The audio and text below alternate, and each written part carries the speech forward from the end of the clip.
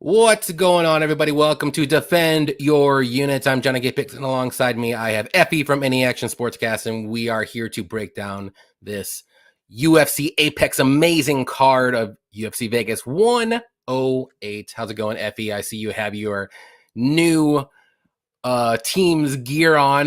Tell everyone, who's your new team? Oh, this is my Manchester United hat. This is actually a Belgium Kevin De Bruyne kit. Yeah, but what's up, man? I'm a big giant soccer fan now because I'm getting killed in UFC. I can't wait for soccer to come back. Me too. Last 2 weeks have been absolutely horrible, bro. Same. Not just my bets, like also my picks. Last week was like my worst one ever. Kevin Holland's dead to me. I'm still thinking about Kevin Holland. I need to get over it, and so is Dan Ige. And then yeah, so it's Ebo. Ebo forgot we're in the UFC. He forgot that he knew he had to fight that night. It was weird. That was crazy. But the outcomes were kind of fun. I mean, the cards have been last card wasn't the best, but I still feel like they're exciting fights. This card, I mean, the main event getting torn up like that was kind of weird. But TAIRA's a good fighter. I'm excited to see him. But yeah, man, thanks for having me on. Hopefully we can get some fighters that decide to use the proper game plans, because that's what seems to be killing me. I gotta think of that when I'm making my bets. So yeah, man, thanks for having me on. Yeah, no problem. I do the same thing. I do my little research. I do my little tape study or whatever you want to call it. And I'm like, okay, this fighter just needs to do this. He's really good at that. And it's an easy advantage and he should do it. And come to find out when you're watching the fight, you're like, he's not doing anything that I thought he was doing. Why did I bet this guy? Oh, he's an idiot. Yeah. Or a girl. Sorry. I mean, it could be either one, not just one.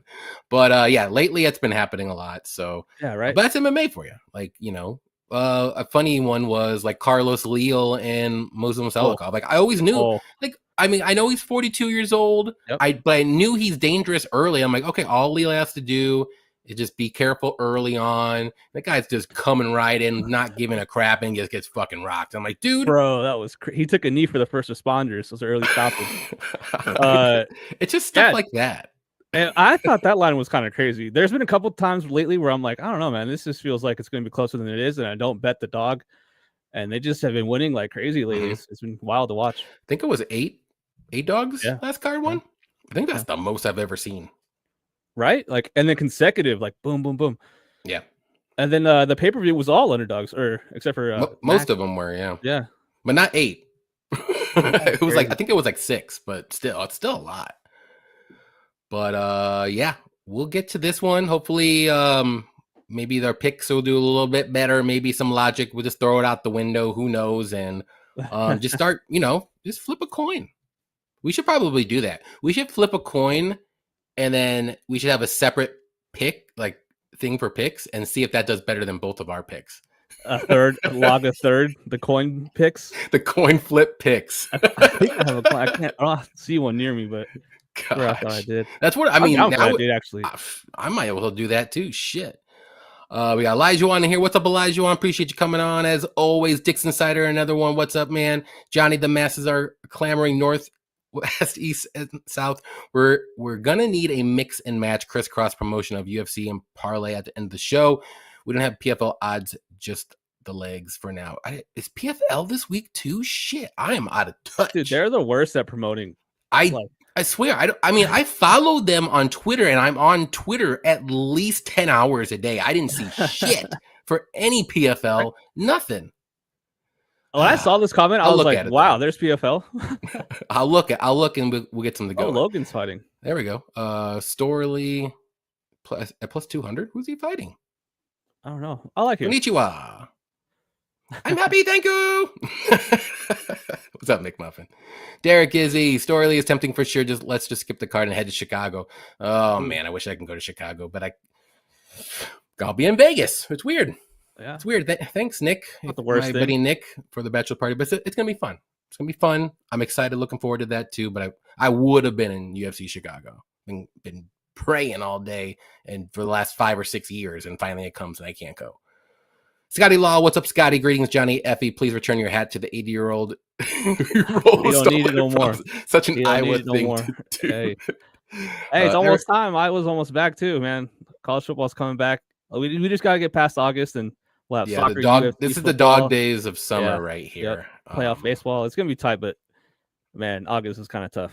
Yep.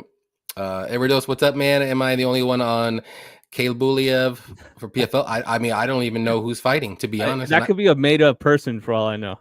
Yeah, I'll have to look at the faces because sometimes the names I'm like, who? And I'm like, oh, okay, now I know. For PFL, anyways. We'll look at it later on for PFL. I'll look at it and see what's going on. From now on, whenever a fighter gets slept around on it, shall be known as Leo. Yeah, Dude, that was nuts, dude. dude. Going backward, boom on the head. Johnny, the Twitter algorithm picks what you spend a lot of time watching. Well, it's not PFL, I guess. For me, I see a lot of regrowing hair. I see a lot of lately it's been Arsenal stuff, some political, and UFC obviously, and that's about it. That's about it. Some football stuff too. What about you? What's your algorithm looking up now? Man City. It's Man City all day. Dude, it's fun. I know people are watching for the UFC, but I gotta tell, because me and Johnny talk about like offline stuff all the time. We're in the chat, but yeah, I just have become a massive soccer fan lately, and I never thought Last 2 years I've become a soccer fan too.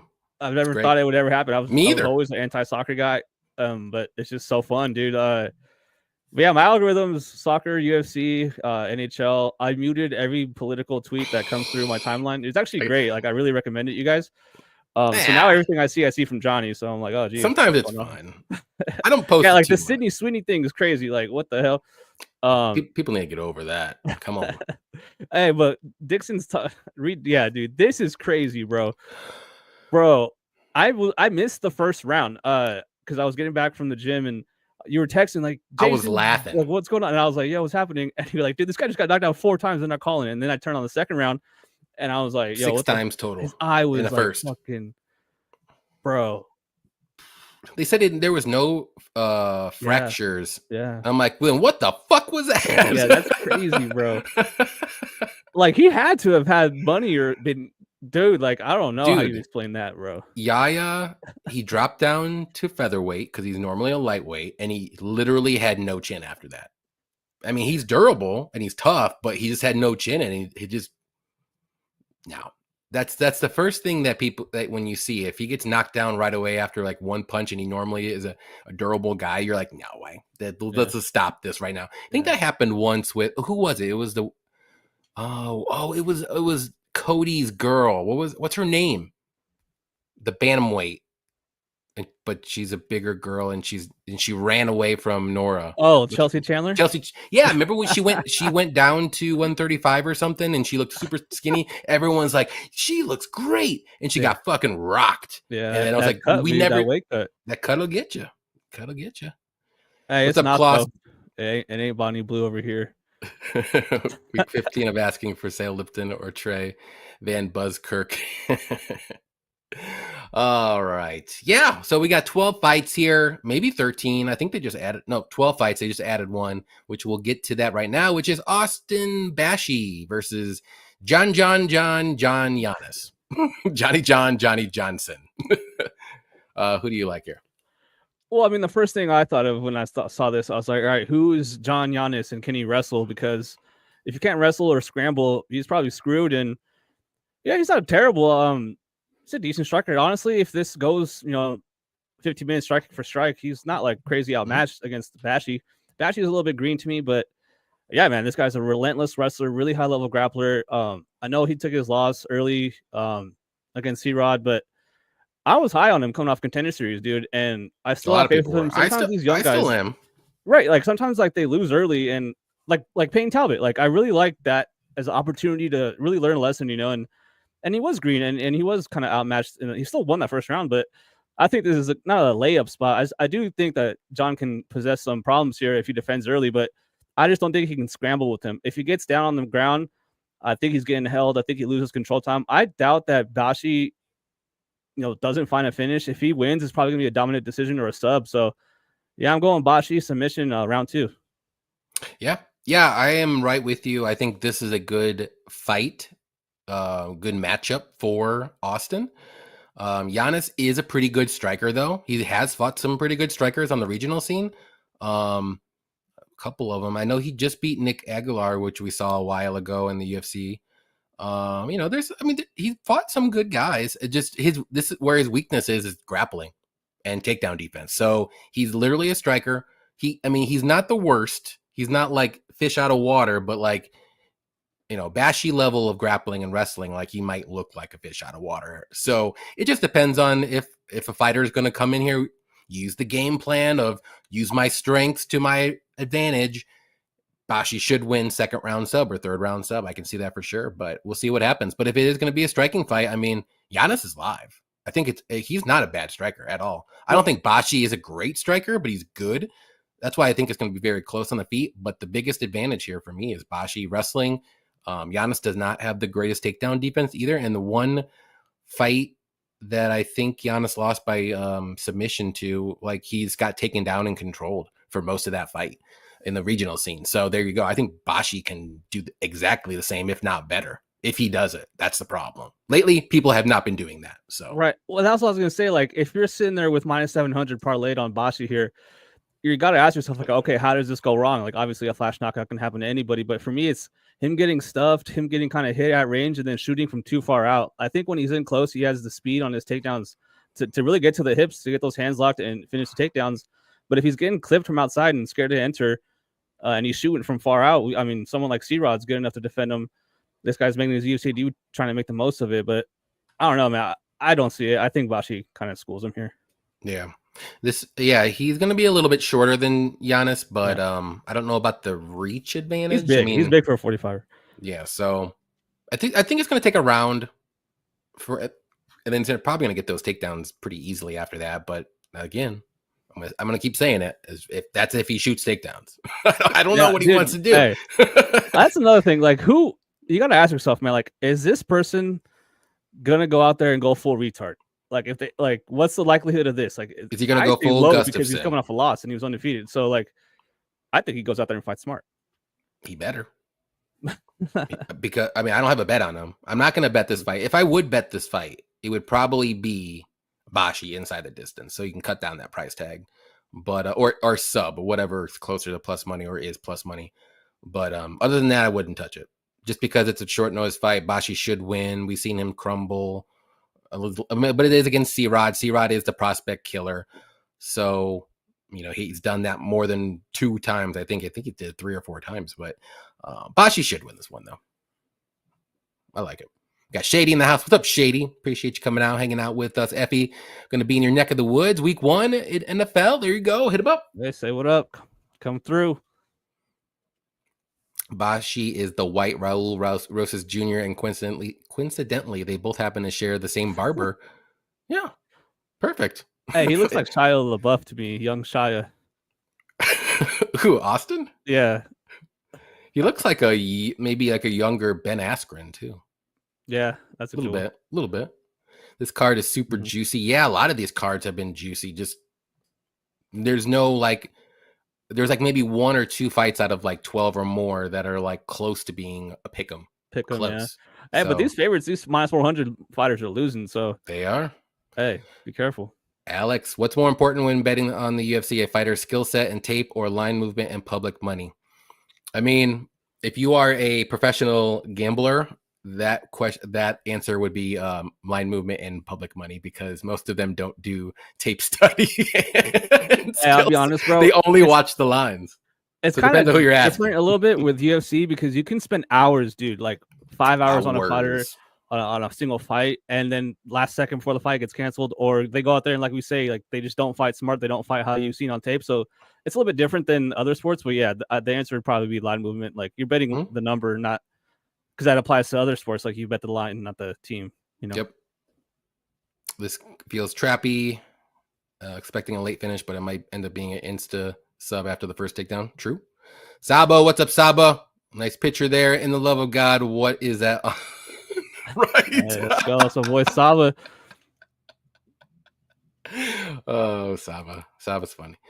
Tyler, what's up, Tyler? Line on Nugent fight to go over. Got slammed on multiple books. Yeah, I did see that. Who was talking about it? Was it Brady and Wheezy? Yeah. On their show this week, I think they were talking about. I didn't know about that until after. I didn't either until I Yeah. saw that. When I saw that, I was like, I was oh like, man, this is even oh, more like well, there you go, suspect, bro. Jason. You Like, can't come hide on, anymore, dude. man. Dude, Like, I'm not a big conspiracy guy, bro, but like, I don't know if I could believe in that many coincidences. Like, oh, you're dude. asking a lot. And I'll even bring up even more coincidence or stuff like that. Anytime Jason is on the main event, he's the exact opposite. He's the underboy, dude. He stops fights early. You saw it in the Cannonier fight a while ago in Louisville, Malvov, Yeah.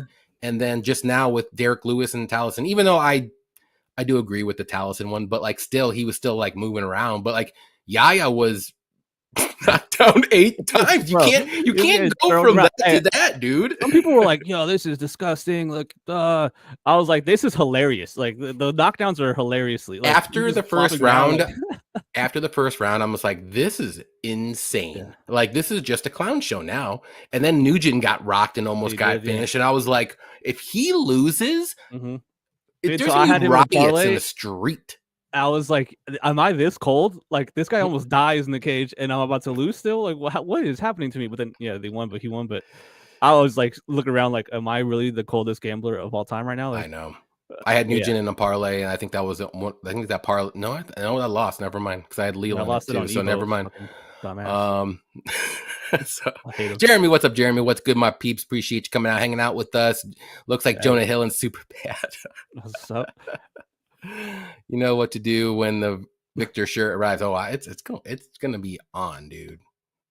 I missed the breakdown. This is Bashi. Yeah, we picked Bashi by sub in the second round. Both of us did, actually. I'm surprised they didn't stop the fight to let the doctor check his eye in round 2. Yeah, I didn't either. I mean, but I could see why they didn't stop it during round 2. But after, I mean, that was the right call. But still, it's like people are making a point. Like, what was corner? Like, his corner should be like, hell no, you can't fight, bro. Like, what the hell? I mean, there's a lot of oil money flying around. So, I mean, clearly Jason knows. Probably got 10% of that money. Crazy, man. That was crazy. Yeah, exactly. I know. After the first round, I should have been like, is this guy okay? Can you just walk to me for like 20 steps and see if you can walk straight to me? Like, at that point, 6 knockdowns. And I mean, some of them weren't as terrible, but at least a couple of them were pretty bad. I guess Yaya was saying, like, let me get up to him. And like, he was talking to him, like, when they were on the ground. And Steve was on Ariel's show talking about he was kind of confused when he said that, because when he stood up, he just shot for a takedown again. He was like, what the hell's up with this guy? Like, what the? It's funny. That's right. Repping man. Right, Jeremy. Yep. This is actually Jeremy. a Belgium jersey, Kevin De Bruyne. I don't know if you've ever heard of him. But for Sabo in the chat, he was asking, what is this? This is a Man City hat.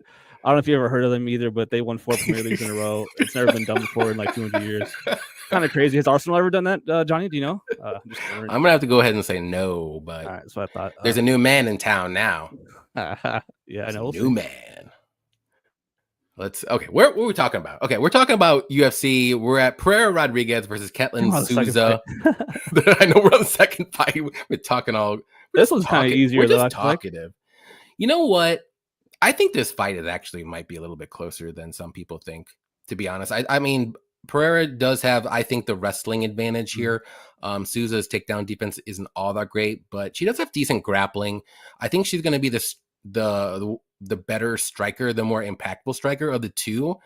But it just depends on, again, what, and this is another hard fight. I know we were talking about it earlier. Is like, are the fighters going to come in here and do what they do? We've seen Pereira go for takedowns in numerous fights, so that's a good sign. But is she going to be successful? Because a lot of times she lets her opponents back up very easily. She doesn't have good top control.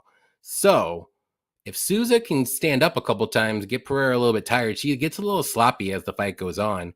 I think Ketlin could win this fight. So my pick is Ketlin. I think this fight's going to be very close. I think it's going to go to decision. If there is a finish, I do lean the Ketlin side, maybe by KO. Maybe she lands a harder shot and knocks her down and finishes her up.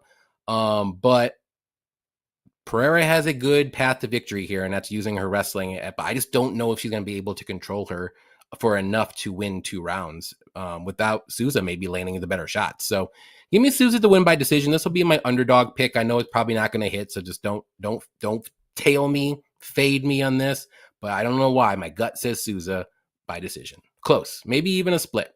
What do you think? Hey, sometimes, man, your gut is just the way to go, man. This one has me torn. I meant easy to break down because, like you were saying, it's basically if Caitlyn gets taken down here, she probably ends up losing the minutes. But she hits harder. I think her shots come in faster and land more damage, have more impact. I think she's just a little bit more athletic. But yeah, that grappling, that defensive takedown ability from Caitlyn's kind of a worry here. The Angela Hill fight, dude, that's not like a terrible fight in my opinion. Angela still presents like pretty good challenges for people. She's super tough. experienced, and like people are like, oh, she got taken down by Angela Hill. Like that's a bad look. I don't think so, man. I think because Angela Hill competes in BJJ competitions like outside the UFC, and I mean that's different than taking someone down, but she's still competent in the grappling. So like it's not she's just like she's the only like striking. She knows what she's doing in the grappling, but. I'm going with TAIRA. I think she does get the takedowns here. I think that she will fight smart. But like you were saying, that's what we're basically picking and gambling on is if she goes out there and tries to implement this game plan. If she does and gets stuffed and Caitlyn keeps us on the feet, I think it'll be along the cage a lot. I think TAIRA will be the one controlling the clinch. But yeah, it's going to be greasy at minus 210, dude, minus 200. I don't see it. I think it should be closer to minus 125, minus 130 for TAIRA. Slight favorite, but maybe minus 150 range. Right. Just because of that wrestling edge, it's a clear edge. Clear. Do you think there's a chance that it finishes? If it is, I think it's Souza. I don't think Pereira is going to be able to. No. She's going to be wrestling too much. She doesn't really have the greatest like subs, and she just mainly control, and she tries to hold you down or headbutt you, like Haymaker said. Dude, that's crazy. Another thing too. She might not have the greatest fight IQ there. She screwed herself big time on that one. She was destroying. And then she just did that, and that was her bad. Which is crazy because she got warned. Well, they both did, but that was kind of weird. She did it right after she was warned. TAIRA decision here. I basically comes down to can she grapple, can she win the minutes, and I think she does. And she'll be edging it out. I think it's gonna be close. So yeah. Yeah, I mean, I don't even remember the last time Souza got finished. It was like an injury, and it was against Karini Silva. It wasn't an injury. I mean, she got injured, but she tapped, but. I mean, but she's a tank. Pretty bad. That girl's a Karini Silva's a beast, though. Yeah, she's huge. Yeah, and then I mean, she's fought some lower level people, and she's fought some really good people. Pereira, I mean, she's fought Jillian. I mean, she lost by armbar, which is, I mean, and then she's fought some lower level people too. So this is a good fight for both people, just to see what happens. But I honestly, skill for skill, if you look at it on paper, I think it should be closer to a pick'em. I think the lines are a little bit, like I said, I get the wrestling advantage for Pereira. She's shown it multiple times in her fights that she will do that, but I think Caitlyn just lands harder. I think she can do more damage, so it might end up being close. Like I said, no, I don't have a bet on this fight though. No, there's only like 4 fights I have bets on because I'm not being cute this card. I'm just sticking to the basics. Let's see. Is Effie on vacation? That's how I live, bro. I'm just out here. Yep, he's up in his Hamptons. He's gonna go sailing soon. Wish, dog. Representing the homeless with that. It was funny. I got a trash, like the cup I'm drinking is a hockey team based off trash cans. The Thrashers. Nice. The Thrashers. You can do the Rocket City Trash Pandas. You ever heard about that? Yep. You know about it, yeah. Oh yeah, it's awesome. I love it. Minor League Baseball is awesome. Oh yeah, they had the best names. Yeah, Johnny. Fun fact: did you know that it got leaked in? Requested Hebus to be on the Abu Dhabi card, and they brought her in just to ended up getting wrecked. Oh, didn't know that. It's funny. Yeah, the point deduction in this fight could play out because Pereira is not super smart. Let's put it that way. I don't want to say she's dumb, but she just might not be super smart. That was ridiculous, but. Johnny leaning into the most profitable angle in MMA history is betting on Brazilian lesbians in the. Dude, there's they're like no 80, joke, I mean, there's like a legit takeover of Brazilian girls. Like if you look at the rankings and the just prospects, it's like 90% Brazilian girls. Yeah. Pick'em, what's up? Pick'em, what's good? What's good, man? What up? Appreciate you hanging out with us, stopping by. Souza by KO. I think it's a possibility. I think like I said, if there is a finish, I think it is Souza by KO. It's just whether or not. It's hard with women's MMA, obviously. So, I mean, that wouldn't be my second or my first or second choice of this methods of victory for each fighter, but Souza would be like my third or fourth. KO. Pereira will win decision. Yeah, that's how I see Pereira winning it by decision. I mean, Souza, there's a chance. Rodriguez is tough for women's MMA. Great documentary. Untold crime and penalties I must watch. Is that a soccer related one? Richie getting a KO was not on my bingo card. Yeah, that was interesting, wasn't it? Wasn't it, Phoebus? Older, bad in the clinch. I literally had the over. I was like, that is easy. There's no way either of these people really. Well, I did. It was in a parlay, and I'm like, cool. Yeah, love it. I was just bummed because there's no more shots of her bending over with her giant cheeks. But she got some tattoos on her lower back now. Richie. Mm-hmm. Yeah. Yeah, I'm not a fan. I'll be honest. She might drop a little bit. Yeah, that's a great hit. Sprinkled KO. Oh, jeez. Holy crap. You must have parlayed those together. That's wild. That was like an instant. Hell yeah. Nicely done. Effie has the cup. Dansbury Thrashers, right? Is it Danbury? I think it's Dan. Oh, Trashers? Is it Trashers or Thrashers? Thrashers. Oh, no, it's Trashers. Yeah. Yeah, I got this cup at a hockey event one time. It was some guy walked up to me and he was like, "You look like someone I want to talk to." I was like, "Oh, well, you don't look like someone I want to talk to." Cool, but talk. We went to a hockey game. A bus took us, like a nice bus. And then after we took the bus back, but I couldn't take the cup inside, so I hid it on the bus. And I was like, "Fuck! I hope I get the same bus back." And I did. I got my cup, bro. There you go. There's a little hockey puck at the bottom. There you go. I mean, that's crazy that you got on the same bus and then you still found it. Yeah, right. Next fight here it's gonna be Felipe Boons versus Rafael Esteban. Who do you like? I like Rafael, dude. Like, I think he's a good fighter. I think his grappling is really good. Boone is though typical like fight for your money type of guy, right? Like he's going forward, he's putting himself in danger, and he's throwing hard. He's trying to end the fight. He's a little bit wild, right? And sometimes that helps you, sometimes that leaves you open and exposed to get taken down. And I think that's what's going to happen here. I think Rafael is going to hit a pretty easy duck under, and just get him to the ground. My worry is the gas tank, obviously. He definitely fades. And one of those fights where he could win the first round, he could edge the second round, and it could be you sitting there sweating, please just survive 5 minutes. And that's if he decides to grapple and gets his takedowns going early in the fight. So I think he can play out close. I think the better striker probably is Felipe. The more significant shots, obviously, will be coming from Felipe, at least in my opinion. But the grappling edge, I feel like, will definitely help Rafael. And like I said, I think that Felipe throws too much wide stuff, too much telegraph strikes, to where he won't end up getting ducked under. So I think Rafael gets takedowns here and wins the decision, actually. I believe he finishes more so, but I'm thinking he edges out the decision. Doesn't get finished in the third. Okay. Yeah, I'm going to go with Esteban as well. I know he's taking this fight on short notice. I don't know how short. So that does worry me a bit because he kind of does, I don't want to say gas, like death gas in the third round, but you can tell he's tired usually in the third round, especially if he's using a wrestle heavy game plan, which I do think he's probably going to do because that's pretty much all he's shown us. But he does have pretty decent striking, but I do think Felipe is a better striker. It's just that Boons doesn't really have a great gas tank either. So both these, both after a round and a half, both these guys, this might be a sloppy fight, but I just see Esteban landing takedowns when Felipe just, like you said, like gets a little bit too aggressive and overswings. And then Rafael does have very good, like, what am I trying to say? Like he sets up his takedowns very well, like at the right times, and he'll land it like a good double and then just drop you immediately. He does have, for a Brazilian person, he does have a pretty good wrestling and good takedowns. Because a lot of them just struggle to get takedowns. You're just like, you have amazing grappling, get the fight to the mat, and they just struggle up against the cage. They just try to get the single. And they have to go to judo more. They go to judo trips. Yeah, they don't do like, but Esteban does have pretty good takedowns, so I will give him that. So I just think that's what's going to do it here. I can see a second round finish from Esteban if he doesn't gas himself completely out in first round.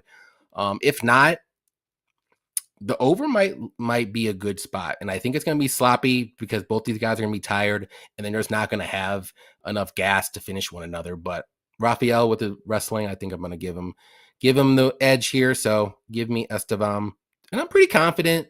But I'm not going to bet at like minus 500 on a short notice guy that doesn't really have 3 rounds of cardio. So that, to me, that's a big red flag right there. So if you want to bet Esteban, maybe just do by inside the distance or like maybe round 1, 2 sub. But I wouldn't touch round 3 because he's like more of a survivor. in round 3. Yeah. Go back and look at the Charles Johnson fight. Yeah. Did amazing. And he was on full camp. Did amazing the first 2 rounds. Survived. He almost got finished in round 3. I know Charles Johnson has great cardio, but still, it's something to think about. That's a good win, though. Charles can grapple, too, so it's not like he doesn't know what's up with the getting his underhooks. Like, that was a good ability, or a good showcase, I should say. Yep. That's about yeah, he's about minus 500. It's pretty wild. It's a bit wide, right? Like, geez. Yeah, I think it is a little wide. I mean, I don't think Felipe is amazing by any means, but I mean, it's minus 550 now. But, isn't he like but fucking plus 410? I mean, yeah, he is 35. He does have a lot of losses. I get it, but I still, it's weird. Can we pick him MMA as a guest? Of course we can. I'm gonna get him on again. Don't you worry. I was watching pick him on Wager Wars. Heard he won. That's the homie right there. Ooh, I gotta get back on. I get killed. I just talked to Cody. Just talked to Cody. I'm like, dude, you have to get me back on. He's like, all right, I will. Yeah, pick him. I bet get him on. I like how he breaks down fights. Like, it's funny, like watching different people like talk about fights. They all have their different styles. Like Cody, Blood Money, like tells you their whole fight history, and everyone. Dude, he could break down a fight in an hour. Like, yeah, right, he can just keep talking. It's great. I miss Cody. He'll be back. He'll be back. I have a feeling. So Hudo is live streaming playing blackjack. And he's down bad. People we accept to wrestle have not been wrestling. Yes, like Krylov. Oh my god, don't even bring that up. Crazy. That dude is on the banned list. Bro, I can't remember who the other example was. Yeah, I mean, there's been multiple people that if they just wrestled or grappled, they would win handedly, and they just didn't do it. It's like, bro, it's wild. Team Pick'em, yes, sir. Next one here, we got Rodolfo Vieira versus Tresean Gore. Yeah, this is another one where it's basically striker versus grappler, and if you use the game plans, you should win. And I'm gonna go with Rodolfo. I think he can get takedowns. I know Gore does have pretty decent takedown defense. He does have pretty decent striking as well. Does have a little bit of a guillotine that he can use, but there ain't no way it's gonna be a guillotine Vieira. The longer the fight goes, maybe it does favor Gore a little bit, but sometimes I don't trust Gore, because in fights, you've seen him go crazy in fights and then just get destroyed, and then you just seen him in fights where he just looks at his opponent and just like throws 3 punches. So I don't know what Gore I'm gonna get. I know what Vieira I'm gonna get. He's probably gonna try to shoot takedowns. And if he's successful, he'll probably win this fight. If he's not, this fight's probably going to end up being close. So, like, there's a lot of these fights on this card that are like that. It's like, if this person does this, they should win. If they don't, it's going to be close. But I'm going to go with Vieira. I think he does going to get the grappling going, and I think he wins at least 2 rounds. I could see him get a sub 2 maybe in round 2. But if it goes into round 3, though, I think this, like, if it goes over 1.5, I think this fight goes like to the distance. So, but give me Vieira to win by first or second round sub. I think he gets it done. What do you think? Man, so like you said, with Tresean, sometimes he just doesn't throw strikes. He's so inconsistent.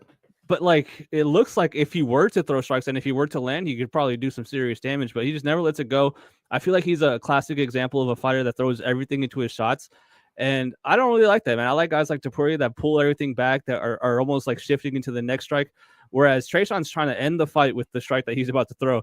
And then with Rodolfo, man, a guy that's getting up there in age and is really takedown reliant here. But I feel like I can rely on him to shoot 10 plus takedowns, to shoot 8 plus takedowns. He did it against Chris Curtis. Honestly, wouldn't be shocked if he doesn't get denied. Like, I wouldn't be shocked if he just lands them easily. I will say, though, quick story time. I had a buddy hit me up. He was like, hey, man, my close friend, family friend's fighting in the UFC on a pay-per-view. Do you want to go? I have tickets. I was like, what the hell? Because he just knows I like UFC. I haven't talked to this guy in forever. I was like, yeah, who is it? He goes, Tresean Gore. I was like, oh, really? Like, who's he fighting? And I knew it was Bo Nickel. And I was like, yeah, I'm ready to take Tresean Gore against Bo Nickel because I'm a huge Bo non-believer. I've never been a believer. Why is that? Well, first of all, he went to Penn State. But second of all, I just don't think he's very good, man. I think he got rushed, not the level of these guys. And that college wrestling doesn't really translate as much as you would think when you mix in knees, when you mix in the ability to, submit someone from your back. Like, well, whatever. That's my point is that I was ready to back Tresean against a very high level grappler, right? But at this point, man, like, he's so inactive. And then I add the fact that he isn't very like high volume when he is standing in an area in this fight where you would think he would have the advantage. But I wouldn't be shocked to see Rodolfo be the one up on the strike count, like when they put up the fake graphics that aren't right, the stats about how many strikes they've landed. Like, I wouldn't be shocked to see Rodolfo be the one with the higher number. And then you add the fact that I can rely on him shooting 10 plus takedowns in a fight. I think he gets him, man. I think he submits him. I think he submits him pretty early in this fight. I'm going round 1, round 2 submission Rodolfo. But if not, I still think he can control him. I think he can get the hooks in. I think he can get the backpack. I think he can mount him. But Tresean is an athletic guy, an explosive guy. But I think as the fight goes, he's going to get tired, less explosive, and less dangerous. So, yeah, man, give me Rodolfo early sub here. Yep, I like that. I like it. I just can't trust Tresean. I know he looked decent, and like he looked like he almost got Tulio out of there in the last fight. He rocked him pretty good, but like that was the Tresean Gore where he just went in guns blazing and just throwing wild shots, and like he did good, and then he got rocked, and then he got knocked out. So he went like completely 180 from his like normal, like take your time, slowly walk you down, and then just try to knock you out instead of like, I'm going to go crazy and then I'm going to knock you out. And yeah, and like with him coming off, like not fighting as much, being inactive, that wouldn't shock me. Like if he comes in looking different than what you've seen on tape, that wouldn't actually shock me. Like if he loses, he's getting close to getting cut, right? Like you would have to. I mean, I think he gets right. So like, why are they keeping him around? It wouldn't shock me to see him say "fuck it" and just go for it. Like. And then, but I feel like even that leads him into the counter takedown here. So, yeah, I like Rodolfo. Yep, same. I'm in it. Krylov 2 to 3 years back to the front line. He needs to do something. Rodolfo wins. Rodolfo about to pull a Bilal and show us those Canelo hands. Oh, jeez. This is Buchecha versus Boudet all over again. We just saw how this movie ends. I don't think it's that wild. Buchecha, I was not a believer the whole week.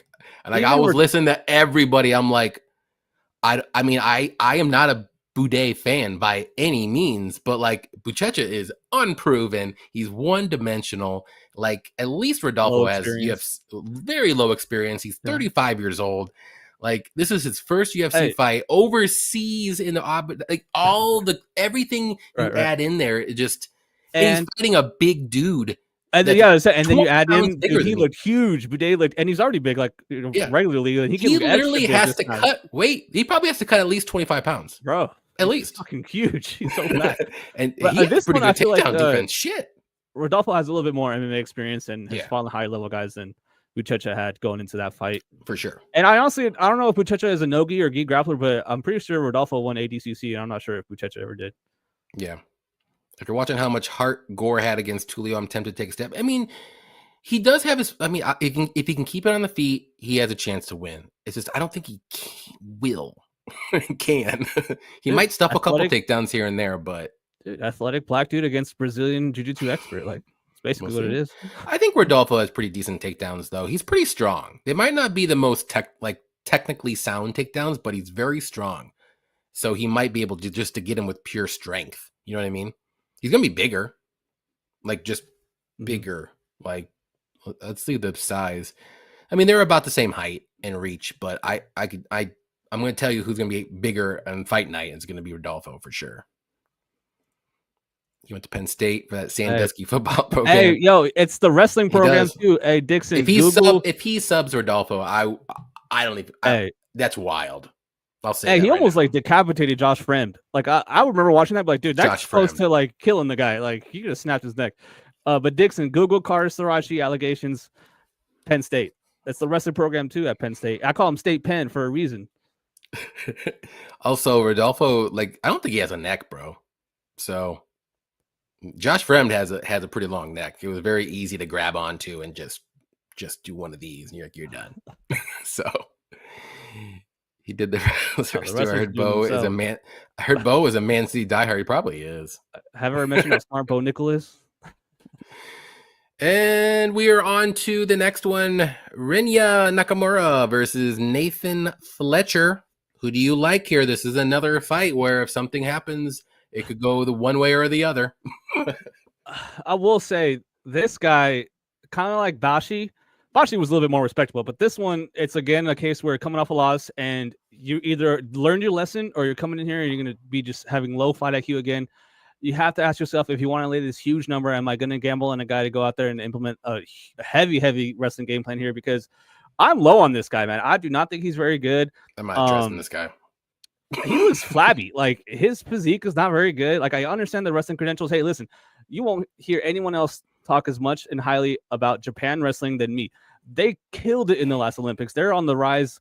Japan wrestling is for real. And you don't like it. Say that. You don't like it. Yeah, it sucks because they beat my boy Spencer Lee. But they're like good. So for this guy to be on the national team, that's the respect. I don't care if it's Greco-Roman or folk style, like that's legit. But here again, like, if this guy doesn't wrestle here, like, he's not looking minus 1,000, minus 800, minus whatever, minus 600 this guy's huge line is. But if he does, man, I think he gets him down. And 25. I think he does, man. I think he does get the takedowns. I think he does work him on the mat. But I don't know if he's able to submit him, man. I don't rate his jiu-jitsu that highly. I rate his control very well. His scrambling ability is super high. And he's smart. He knows where to go. Is he? Well, who? What? Is Renia smart? Well, when he is in the grappling exchanges, I think that he has good fight or good IQ there. I think he flows well. I think he's strong. But yeah, man, I'm not sold on this guy. Even if he wins this fight, I think he's a potential fade for sure down the line. But Fletcher, this dude is not very good in my opinion. I don't think he does anything all that well. Doesn't really stick out. Doesn't jump off the page to me. But yeah, I think he has shown his ability to not defend takedowns enough for me to be like, yeah, I think he gets taken down here. So give me the Japan wrestler. Dominant decision. I don't know if he gets a sub.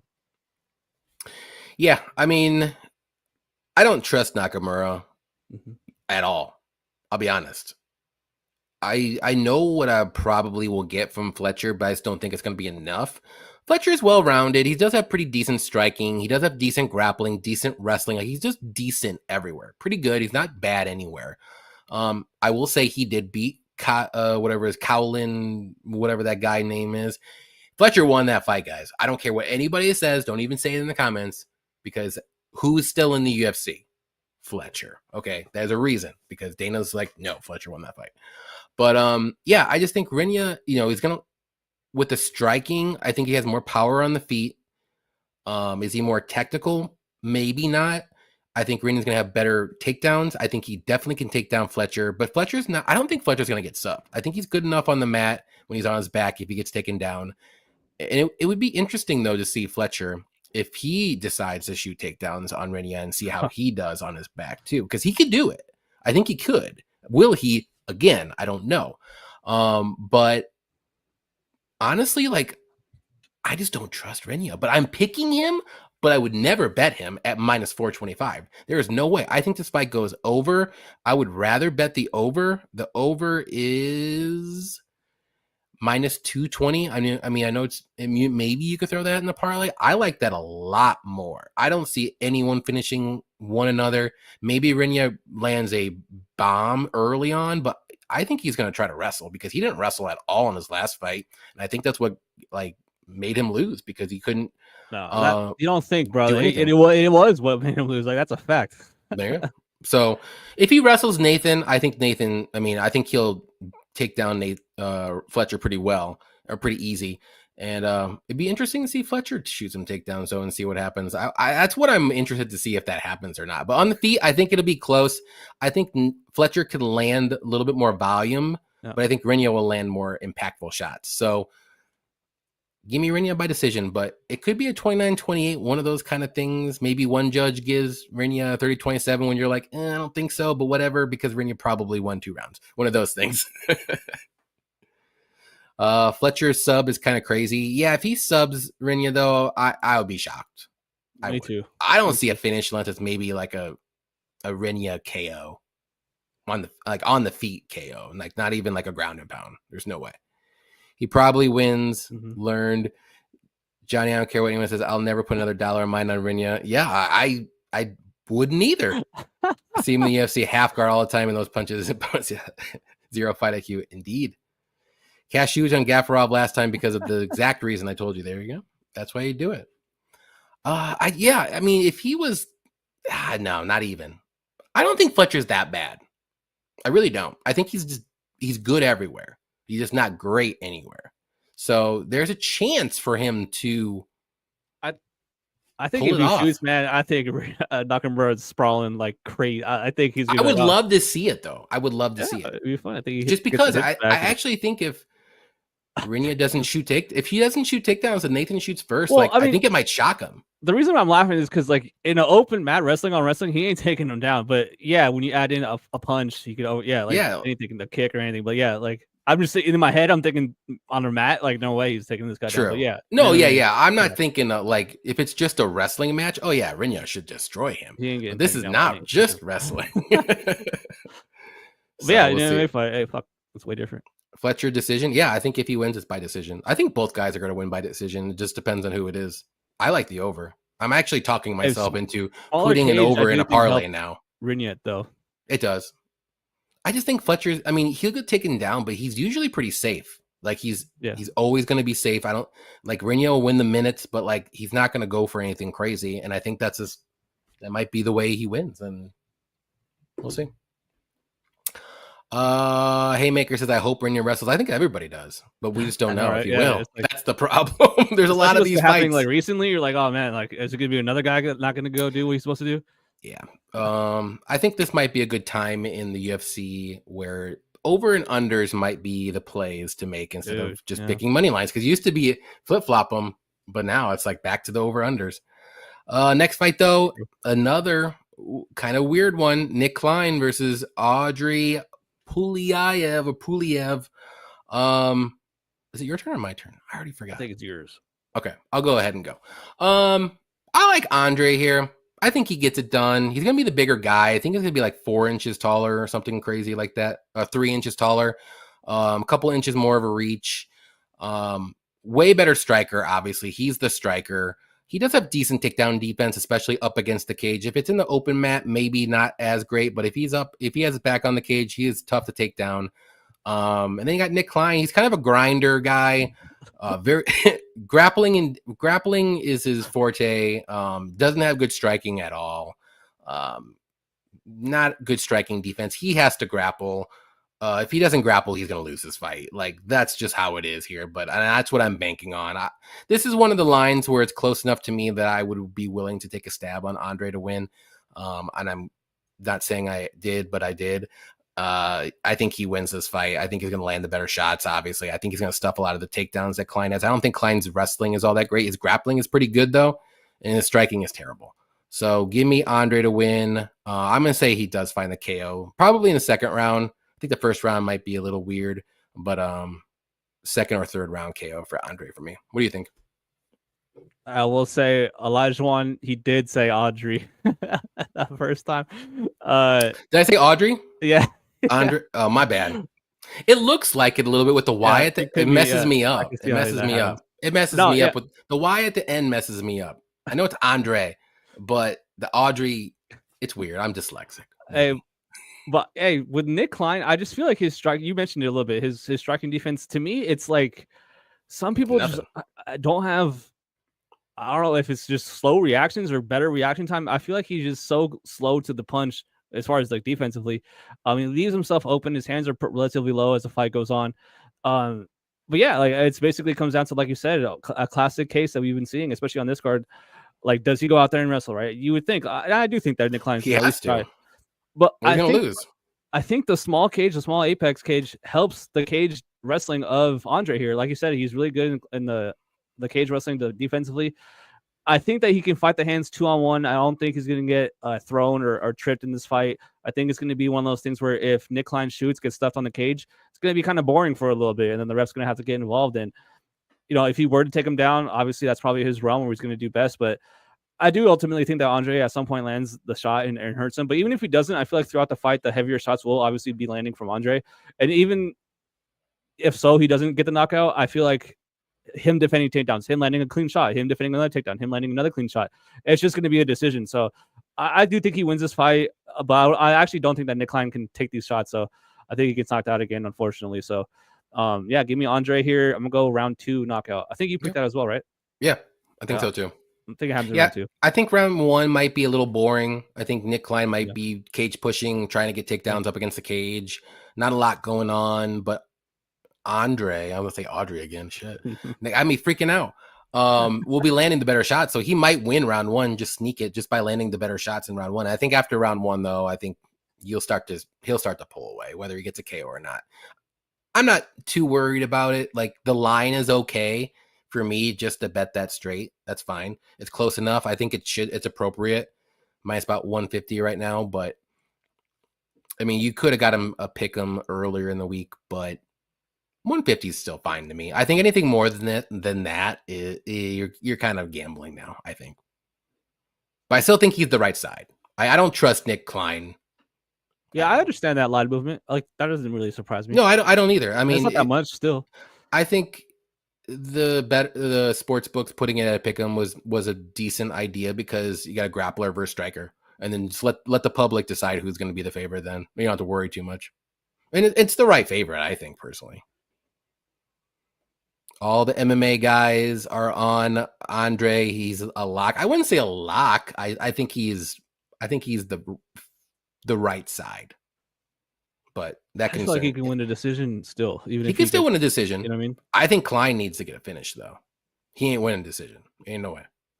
And I don't know if he can wrestle for 3 rounds like that. He ain't gonna do that. He gets sloppy as shit. The last fight, what was it, against Mansour? He did land that crazy, wild, spinning elbow or back fist, and he almost like knocked out Mansour. But that was the only moment he had in that fight. So, what did I say? Wasn't Nick Klein the guy who told Dana that John Jones? Yeah, he did. Smart dude. That shows me his good fight IQ, and he will try to wrestle in this fight. Andre the guy that reminds you of RDR? He kind of looks like him a little bit, just strikes. Yeah. I might have said Audrey. I might have. Sub or bust for Klein, I believe. So yes, I can't get a good read pass. I thought Nick Klein was Sergeant Nick Hein from the German cop. Okay. Over 1.5 in this one. I like the over 1.5 in this one. That's not bad. What is that at? Minus 210. Yeah, that makes sense. It's not bad though. Maybe parlay that with the over in the Rinya. There you go. I might get into that. You could sweat that if he gets taken down and gets kind of like passed, like gets his guard passed. You could be sweating a sub, or you could be sweating a knockout. Klein, I mean, he's a dog. Like he's not going to get knocked out with like a glancing shot. It has to be like a perfect shot that he just didn't see. Like he'll get knocked out clean, but like he'll take some damage before he gets knocked out. That's why I said second round. I want to be white. What's up? Hello, everyone. I had to say it. What is up? What's up? What's up? I remember all the MMA guys crying last week when the minus 500 locks were lying motion on Ebo and Whitaker. So I was crying with Carlos Lee, and after that, I knew it wasn't going to be a good night. And it wasn't. I was right. So it's one of those nights. Threw 2 punches in the first 5 minutes. I was like, all right, probably going to be a loss today. But I was thinking about betting the over 1.5 in that fight too, and I didn't. It was like a pick 'em. That would have been the easiest win ever. I know. I did pick the over 1.5 in the Shara fight, and I was happy that I did. So the guy on the left looks like a Brazilian. Looks like a Brazilian got hold of LL Cool. Jesus. That's good, bro. That's good. Awesome, dude. I'm gonna knock you out. You see that mic coming down? You have it right here. I'm gonna knock you out, dude. I think he has that style of hat in that video. That's funny.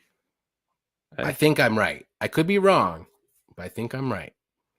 Klein first 60 seconds sub like Hamzat was a great bet. We'll see. Next one is gonna be, we're on the main card already. Wow. So if you haven't hit the like button, please hit the like button for me right now, and we will continue after you do it. I'll give you a couple seconds. Thank you for the like. Thank you everybody. I think we're up to 10 maybe. Danny Silva versus Kevin Vallejos. Who do you like here? Yeah, I like Vallejos here. But this, man, great fight. Like, obviously one of the better fights. I'm looking forward to this one. It's gonna be a banger, dude. To me, though, it just comes down to I truly believe Silva is too hittable. I think that his recklessness will cost him in this fight. Kevin's just way more sophisticated and sharp as a striker. I think that both guys have shown, I don't know if their ability is the right word, but they can fucking take a punch. They're tough. But yeah, like I said, the fact that Silva does leave himself open, I just feel like it's going to cost him in this fight. I'm sure he's going to land a ton of good shots and have good moments in this fight. He's going to make it a dog fight for sure. I'm not surprised that a lot of people are on him. He's a good dog. He will fight for your money, and that's the type of guy you want to back here. I really don't expect any grappling in this fight. I think it's going to be a swing and bang 15-minute like awesome fight, and small apex, not a lot of room to move around there. But I think that Kevin Vallejos does edge it out here. I don't know if he finishes. Because I do see him getting hurt in this fight, like touched up, a little bit here. It's going to be a tough fight, but what's up? I want to make a little comment here. Have you guys in the chat or anyone seen this stuff on Twitter?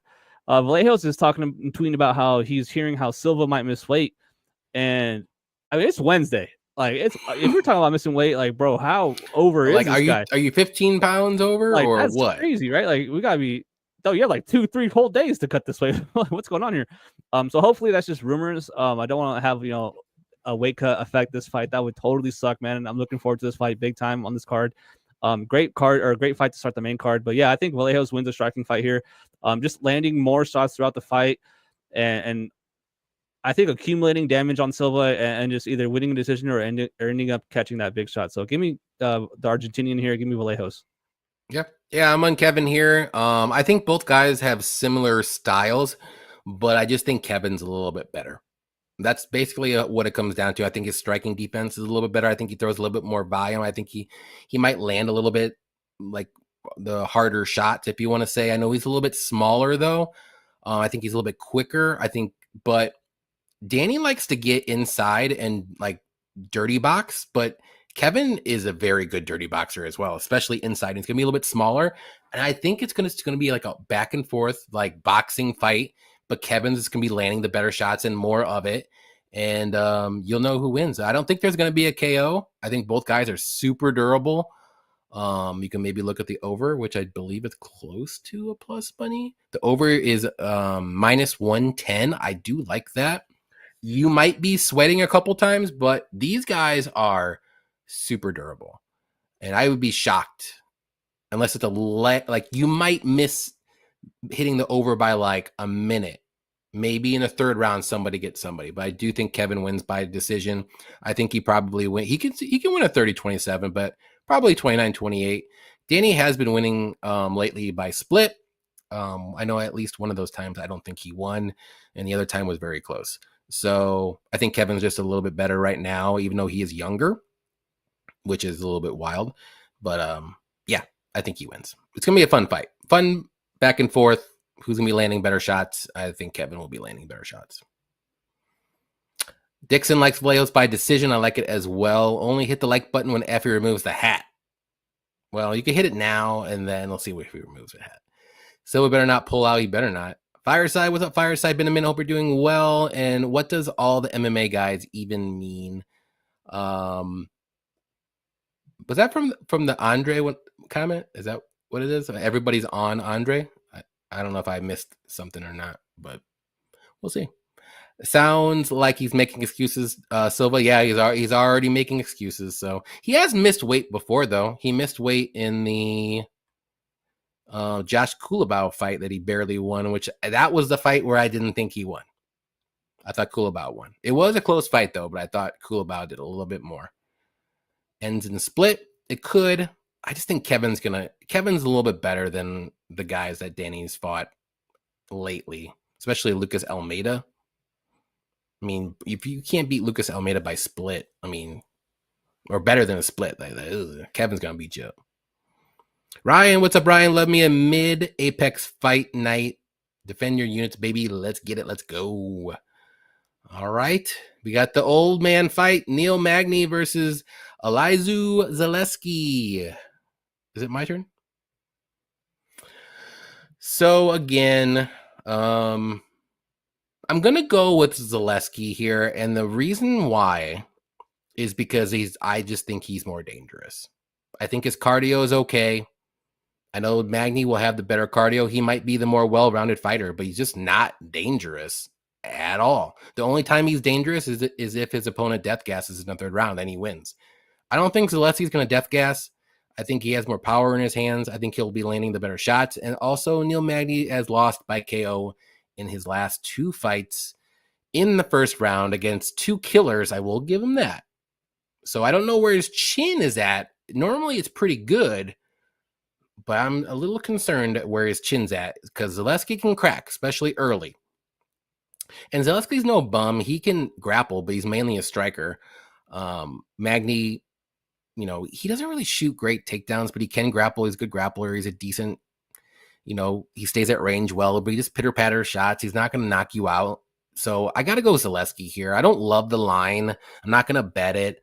I'm not going to do anything on this fight. It's just two old guys. If anything, maybe Zaleski by KO would be the only thing maybe I would do, but even that, I'm not really that confident he gets, but I think he can get it, but I just don't know if he gets it. So I like Zaleski here to get it, though. What do you think? I say KO round 2. I think you're on mute.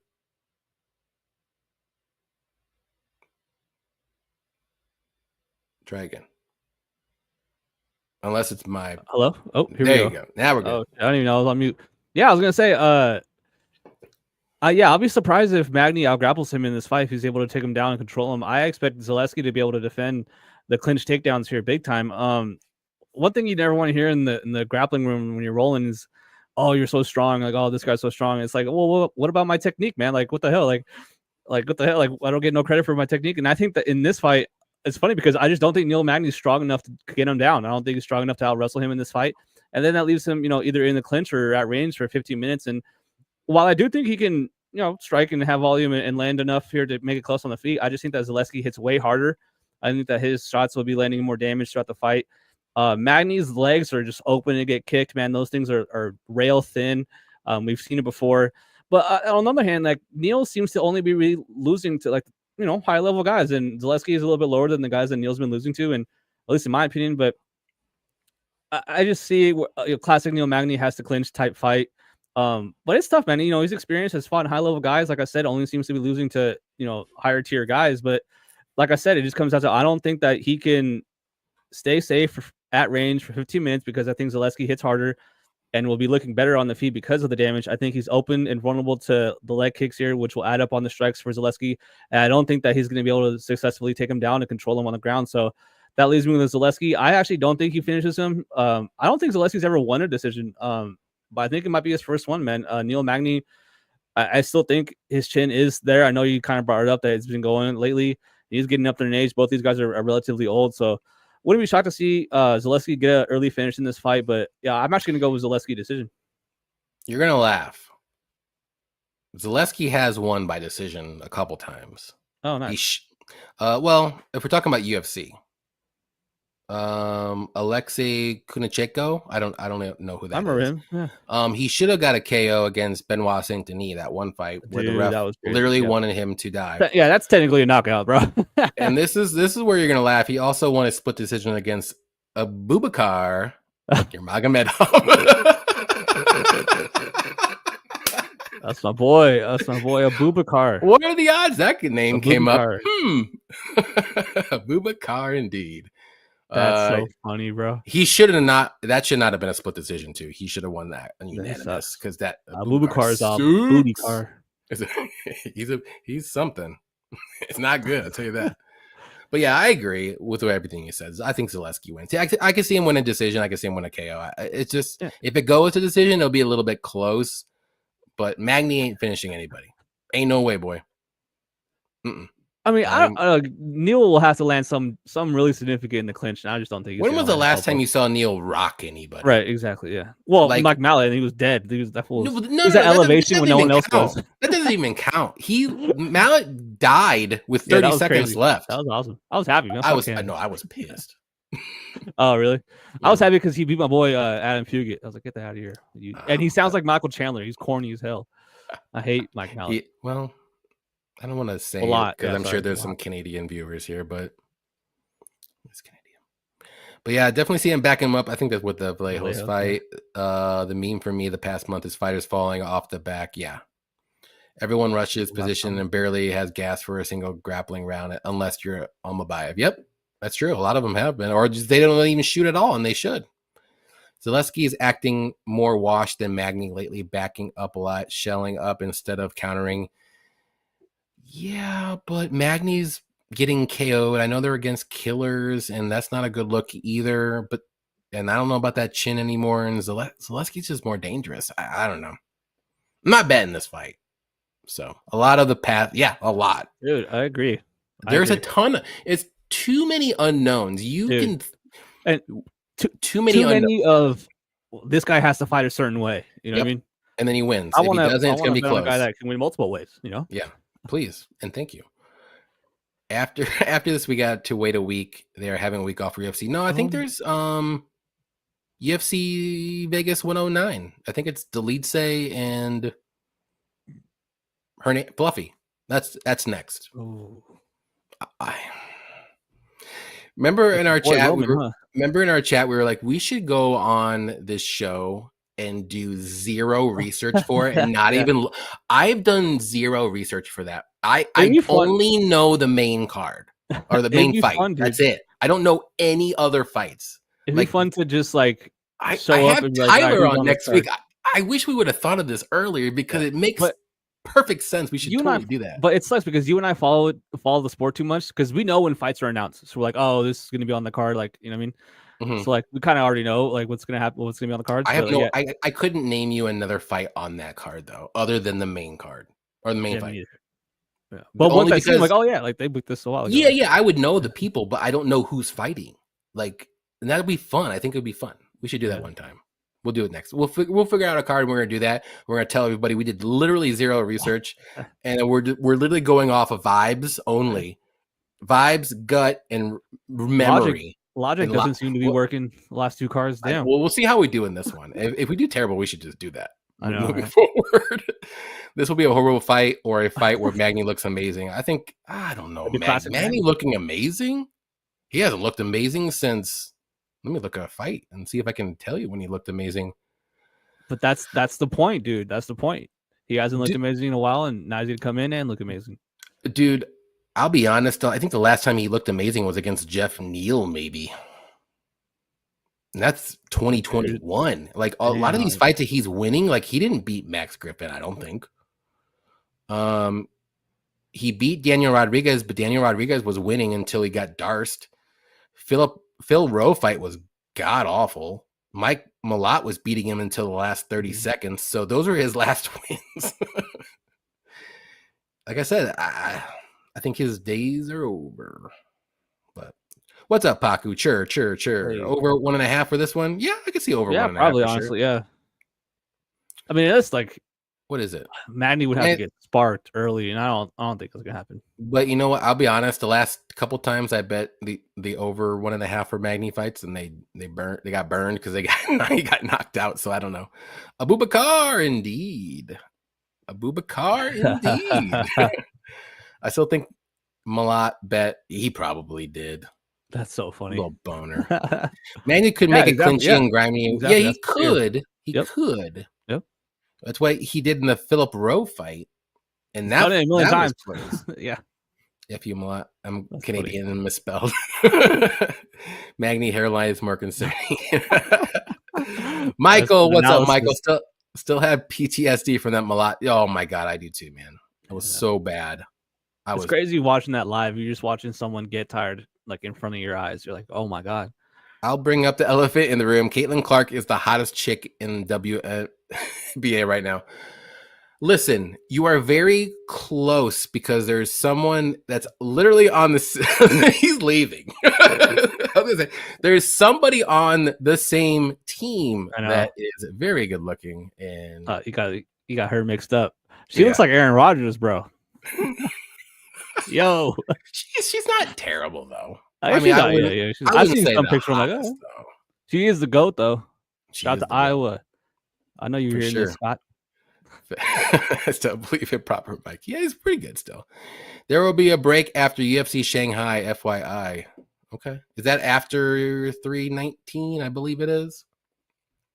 I'll take a break. That's fine with me. I have a play for the under 2.5. I mean, if you think it's going to go under 2.5, I would honestly just do Zaleski inside the distance and see if that's a better price. I don't think Magny's going to be able to finish Zaleski. I agree. That's just me. Bet Zaleski. ITD. But maybe the under is better line though. Yeah, whatever the better line is, for sure, Yeah. take it. But Oh, he if is, honestly, yeah. Zaleski inside the distance is better, that's what I would do instead. Hell no, Cunningham. That. So there you go. You think Caitlin? She No, probably does. it's more aerodynamic not to probably. No, she does. Look how bad she wants to win, bro. No, she does. How you want to say Caitlin Garza? Oh no. Hey, let's not go that far. That's Brittany Grimes status. Grimer, whatever her name is. They can't handle Caitlin, bro. The GOAT. That's all right. Maybe back to UFC Paris. All the baguettes. It's gonna be fun. Next fight: Carol Hossa versus Nora Cornhole. Is it Cornhole or Cornole? Cornoli, I thought. Cornoli. Well, whatever. It's French. I don't know. Who do you like here? I think it's your turn. Well, first of all, I have to say it's an absolute disgrace by the UFC to embarrass our fans like this and putting this on the main card. But the featured fight too. No, it's not. No, there's one more. I forgot to go up a little bit. You're good. I like Nora, dude. I think she has that dog in her. I think she will edge this fight. I think it'll be close. But dude, what's the line real fast? I think what's the line? Hold on. Yeah, see, Rosa plus 150 range. Like I just think that's kind of high, dude. I feel like it should be closer to pick'em minus 125 like area. So honestly, dude, we were talking about the coin flip earlier. I have a Zin can here. I'm gonna flip it, and I'm gonna see how the Zin can does compared to my bet or pick, which is Nora. So heads Nora, Zin Nora, tails the other bitch. Let's go. Easy money. Give me the dog. I love it. Yeah, I'm on the Nora side too. I think this fight is gonna be close. I do not trust Hossa at all to implement any game plan. And this is a fighter that you're like, she's very well rounded and she's a good striker and she's actually a pretty decent grappler and wrestler. And you're like, okay, cool. All you have to do is, go in there and shoot some takedowns. You probably should win this fight. And she doesn't shoot any takedowns. Next fight. Okay, cool. All you have to do really is honestly just keep the fight on the feet and then she'll shoot takedowns. You're like, what are you doing? Yeah. That is her in a nutshell. Like, she's not dangerous. Go back and look at her resume. I think over 10 fights, all of them went to decision. Not dangerous whatsoever. She's just okay everywhere. Just doesn't have. She's just, I don't know, up here. It's up here, or her coaching is terrible. One of the two. But Nora, I mean, actually, she lands. She got some good power. She goes for finishes. The one thing I don't like though with her is I don't like her takedown defense. But I don't know if Carol's going to be shooting takedowns. So if this is a striking fight, I think Nora will be landing the harder shots. She might not be landing more, but she will be landing the more impactful shots. And she's very good in the clinch. Good knees, good elbows. Hossa kind of just stays at range a lot and just pitter patters her way. And she doesn't shoot takedowns when she probably should in this fight, but I'm not trusting her to do that whatsoever. And this fight probably goes to decision and it probably is going to be a split, but I just think Nora's going to win this one and because she'll be landing the harder shots. So as a dog, I'll take the dog odds at plus 154 range. Or you can do the plus 3.5 spread, which I think is super safe at minus 195. I know it's not the greatest lines for a plus money underdog, but I think Nora wins one round all day. All day. There is no way Carol is going to finish Nora for one, and she can't win all 3 rounds. I don't remember the last time Hossa's won, let alone all 3 rounds. Okay, she beat Penny Kianzad. Nora's better than Penny Kianzad. Yeah. And that was unanimous. And she went to split with Yana Santos, okay. Who was pregnant. This decision majority against Lena Landsberg, she won. So there, you would have won your spread bet there. And yeah, I mean, she's beaten literally bottom of the bottom. I think Nora is a little bit better than the bottom of the bottom. I mean, Yana's not bad, but she went to split. Your plus 3.5 spread would have won. I mean, the possibility obviously of getting taken down here is real, but like you said, like this one I feel a little bit more confident of. Like, hey, actually, I don't think this person's gonna fight the way they should. No, she never does in and so any of wouldn't her shock me, fights. you know. She never does, and I bet her a couple times, and I bet I'm against her a surprised couple at the line, times. dude. And yeah, this should be definitely closer for sure. This is the one I would, if you want to take a stab on a dog, this is the one I would do of the card is Nora for sure. Either way, it's gonna be close. It's gonna go decision. So I think she wins it though. Cornoli. Okay. Profile pick is so controversial. Which one? Saba's? Very controversial. Cornhole. What's up, Karini? Good luck, everyone. Good luck to you as well. This fight is higher than Vallejo's. I know it's wild. Scotty Law, shame on you. If Caitlin only had Kayla Harrison. That draw was rigged already using the Man City tricks. Nora Dog. That's what Arsenal does, dog. What? Oh, come on. Come on. Oh, they do. Call them Draw City. Just last season for sure. Well, Everton had a lot. Everton had a lot of draws, and they think they're going to be good. Whoa, Everton going to Everton. That's why I said that in my thing. That's all they do is they only can score like 1 or 2 goals, and they hope to draw every freaking. They don't care about winning or losing. They just don't want to get regulated. Sounds like Iowa. They just want to get fucking punts and field goals. Let's see. Next one here, though. This is going to be a good fight. Probably top 2, 3, maybe. Esteban Ribovics versus Elves Brenner. I'll go ahead and go this one. I love me some Ribovics in this fight. I think he's going to be able to outstrike Brenner. I think he's a better striker than Brenner. Brenner is maybe a little bit more well-rounded, but I do like Esteban's takedown defense. He does have a pretty good gap game if he is taken down. I don't think Brenner is that good of a grappler. He can grapple, and it is pretty good at times that he's shown, but he's mainly a striker. He's a shoot-the-box guy. He likes to push forward. He's a dog. He's very durable. That's why I like this fight to go over 2.5 rounds. I don't know what the line is on that. Let's see. -2. Oh, wait, that's 1.5. They changed it to 1.5 at -270. It's weird. The over 2.5 is -145. I do like that. But I think Ribovics is going to be landing more. Elva's striking defense is not great. He does get rocked. But he's just a dog. He has good recoverability.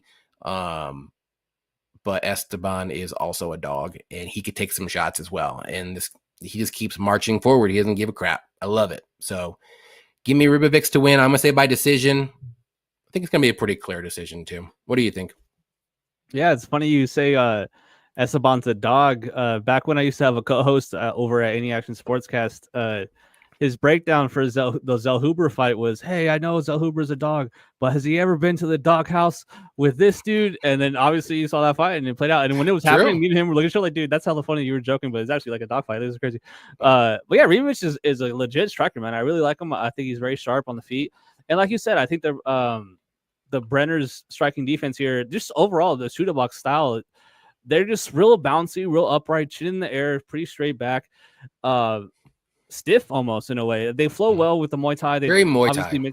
They mix in a ton of knees and elbows when they're coming in. But yeah, man, I just think the volume and the efficiency of the jab here will be too much. I agree that it will be a pretty clear decision.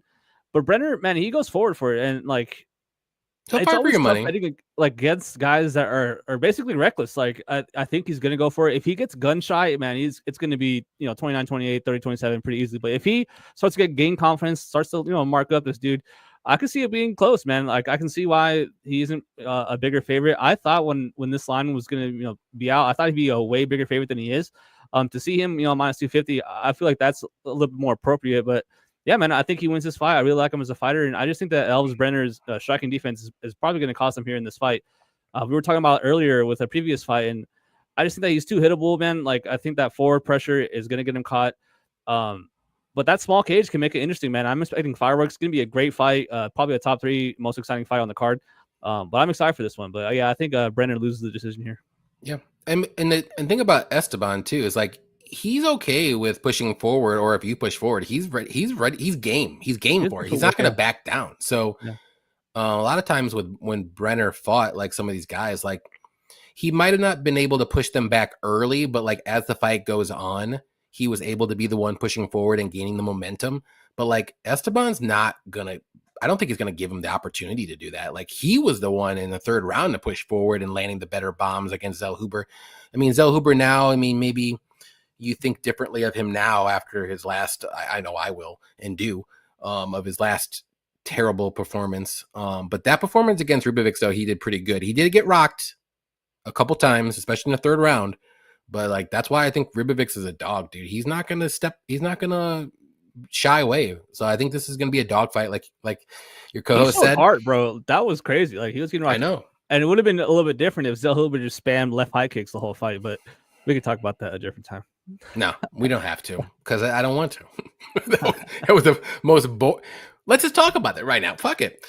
That fight was awful, and that was the worst game plan ever. Literally, 90% of his strikes was right body kicks and right high kicks. That's it. You ain't winning fights like that, bro. Like, what are you doing, Zellhuber?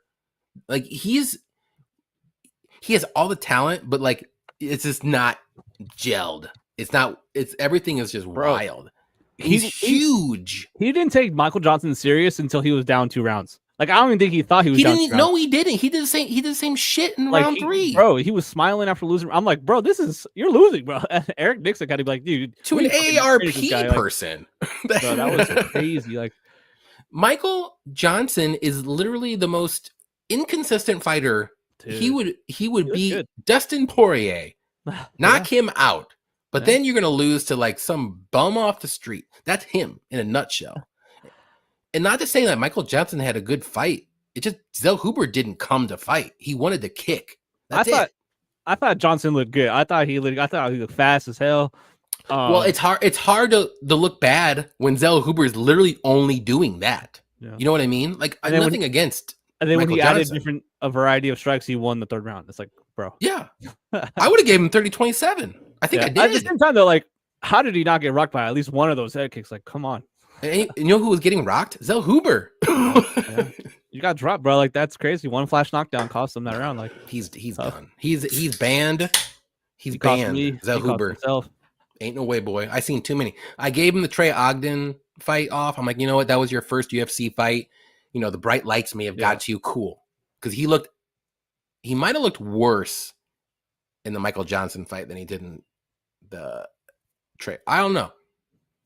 I'm just remembering. Well, he definitely showed less. Good Lord, Zellhuber, man. He has all the freaking tools too. Like he's a massive lightweight too, and he just doesn't use any of it. Yeah. He doesn't even stay at range well, and he's the height. He has the height and the reach in every one of the fight. He doesn't use a jab. I agree. It's ridiculous. Small game. I'm glad we talked that out though. I got that all off my chest. I big time agree. I think it affects the fights. The crowd affects the fights big time. And obviously there's small cage too. Yep. Rebo by KO. I'm thinking Park Tetsura small cages shouldn't go the distance. Yeah, I don't think it does either. We'll get to there though. Rubovic's gonna look like Canelo in this fight. There we go. He could. Sheesh. Pass. This is not a pass fight. I think there's a clear winner. It's gonna be a fun fight. Sweaty at times, but I trust both their chins. Who knows though? Nobody knows. That's true. Zellhuber don't got that dog. He don't got anything. Confirmed. Wait.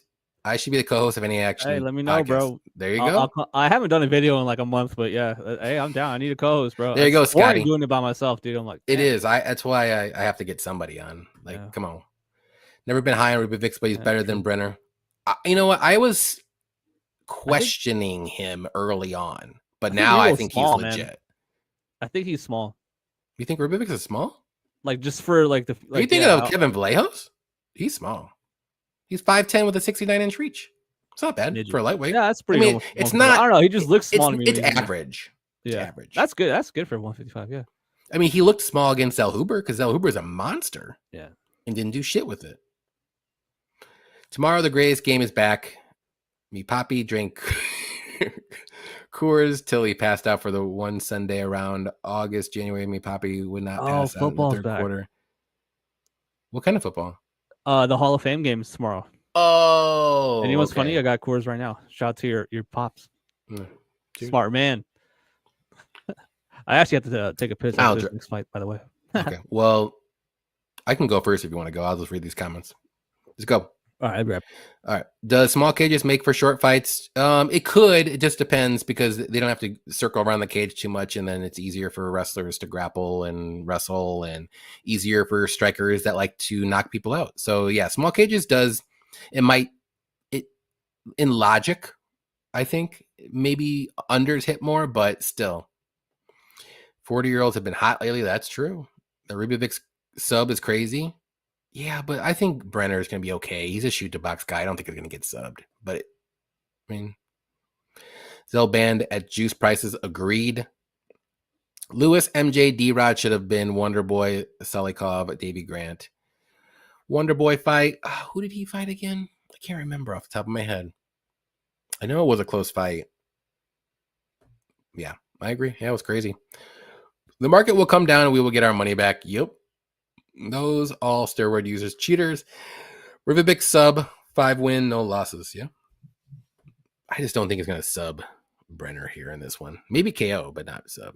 Bottom fib. That fight. Yeah, that was. Yeah, you can make a case for both guys for sure. Yeah. Yeah. Yeah. Who was landing more for sure? It's probably Wonder Boy, but Control. Yeah. Oh. Okay, go ahead. Do it. I like it. All right, next one, co-main. Chris Duncan versus Mateusz Rebeski. I think that's how you say his last name. It's not Rebecki. I know that. Who do you like? That was Rebeski, yeah. Rebeski. Those Polish names, they like you can't like phonetically sound them out because it's not how it is at all. Yeah, people think the Russians have hard names, but the Polish dudes actually have really Polish hard names. have Joanna and Blachowicz. Yeah. That doesn't. Yeah, you're up. You're up. We're just talking about Polish fighters now. Yeah, so I've never been high on Chris Duncan. Me either. I thought he basically should have lost his Contender Series fight. Got a crazy comeback knockout. It was pretty cool on Charlie Campbell, but since then, I just feel like he is improving, but not to the rate that I would like to see. I think that Rebeski, am I crazy, or can he take this dude down and kind of win the grappling exchanges? Because I think he can outstrike him, hurt him on the feet, and I definitely think that he could dunk under and get him down. I think he's a competent grappler. I like this dude, man. He's built like a tank. I think someone in the comments was talking about steroids. Wouldn't it shock me if one day he pops? He has a crazy physique. But yeah, but like Rebeski here, I think he can finish this fight. Honestly, I've never been high on Chris Duncan. I think he's vulnerable on the feet. I think he's honestly vulnerable on the mat as well. So yeah, I think he gets hurt in this fight. I like Rebeski here. It's been a run of favorites for me so far, but I think I had Nora as an underdog, but I don't know, man. I just, it's a chalky card, and I think it continues here in the co-main. Give me Mateusz. I think he wins this fight, second round knockout. Yeah, I'm on the Rebeski side as well. I think, Chris Duncan, he's had a mixed bag of performances. Like, let's go back and look at some of these. Like Charlie Campbell fight, like you said, like he was losing that fight until he won somehow. He landed the better shot. He got knocked down twice. Which, like, on one hand, I'm like, dang, you almost lost, but you almost, like, that shows you have heart, like, damn, like, I'm kind of impressed. But, like, at the same time, like, you probably should have lost. You probably should have got knocked out. Then he comes in and he fights Omar Morales, and that was the most boring fight in the world. And somehow he won that fight by split when he literally did nothing except cage push the whole time. Even Omar, who's not dangerous at all, was like one of these, like, while he's up against the cage, and he's just like, I don't know what to do. I mean, the ref didn't even take him off the cage once that fight. Then he fought Ashmouz, which he broke his arm. So Ashmouz has one arm the whole fight. Cool, he won. Great. Couldn't knock him out, though, but hey, cool. Then he got knocked out against Manuel Torres. Not knocked out. Well, it was a club and sub, but it is what it is. And then he won against Oki because Oki's not that good. Sorry, Saba. And he very terrible fight IQ. And then Jordan Vucenic, who's also not that good and terrible fight IQ. So look, if you really look back at some of these fights, you're like, man, Chris Duncan is winning. Cool. But who is he fight? Like, Rebeski is good. He just dominated. Who was it? Oral Bay. The dude from the Ice Age. At times, at times it was a split decision, but I still think he won that fight, like pretty clear. I don't think I it thought was he won. unanimous. And Orobe is a very good win, and he lost to Diego Ferreira. That was a crazy fight because Diego, like, he has to be on roids, right? He's on the Like, juice, bro. he had to be because he looked He showed amazing up that fight. big time, yeah. But I think the wrestling here, Chris Duncan doesn't really have the greatest takedown defense. He does have a good guillotine, but Mateus isn't going to get guillotine like Oki did. If Mateus if Rubeski lands a haymaker down the middle and lands on Chris Duncan's chin, Duncan's going down for sure.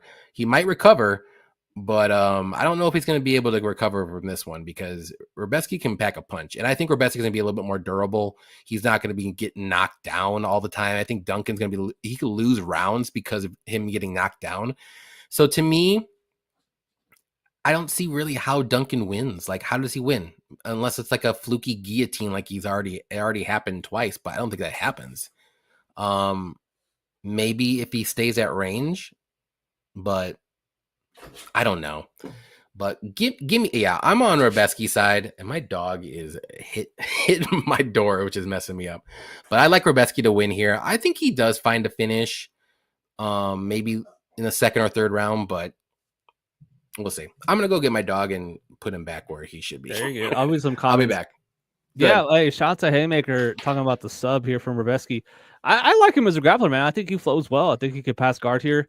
I actually do think that Chris Duncan can land some damage here. I don't think his striking is all that bad, but I just think Mateus is better.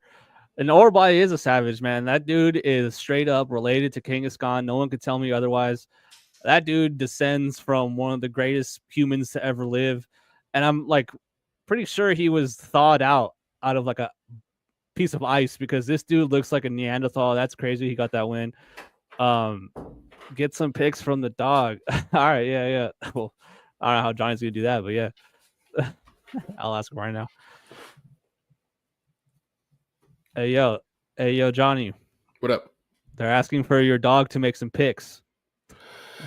I was like, I don't know how we're gonna do Loki picks, like baby blood picks. Yeah, you got little prodigy. Let's see where are we at. How many Rubeski win? By the way, I want to see Thad Gene versus Jamal Hill. That'd be interesting. Rubeski has 7 subs. I think he can get a sub. I think he can get a KO. I like the inside the distance for him, but actually the money line isn't that bad. Like right. Just to be safe, I think he can win a decision here too. But there's you can go ahead. Rubeski by sub. I like that. Orobe is a savage, even with a half broken face. Indeed, get some picks from the dog. There we are. Rubeski is a Walmart Gamrot. I actually like Rubeski a little bit better. Yeah, I was say I don't know if that's disrespectful to which one. Like which one is that a diss to? I think it's disrespectful to Rubeski. I think Rubeski is. I'd pick Rubeski over Gamrot.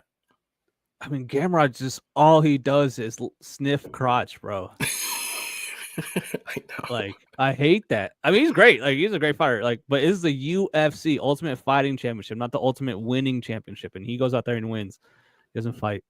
Man, if Rubeski what's wrong with Walmart? Sub, that'd be wild, dude. What the hell, Haymaker? We were talking about Rubeski sub the whole time. F is legit. Walmart is great. We need winners, bro.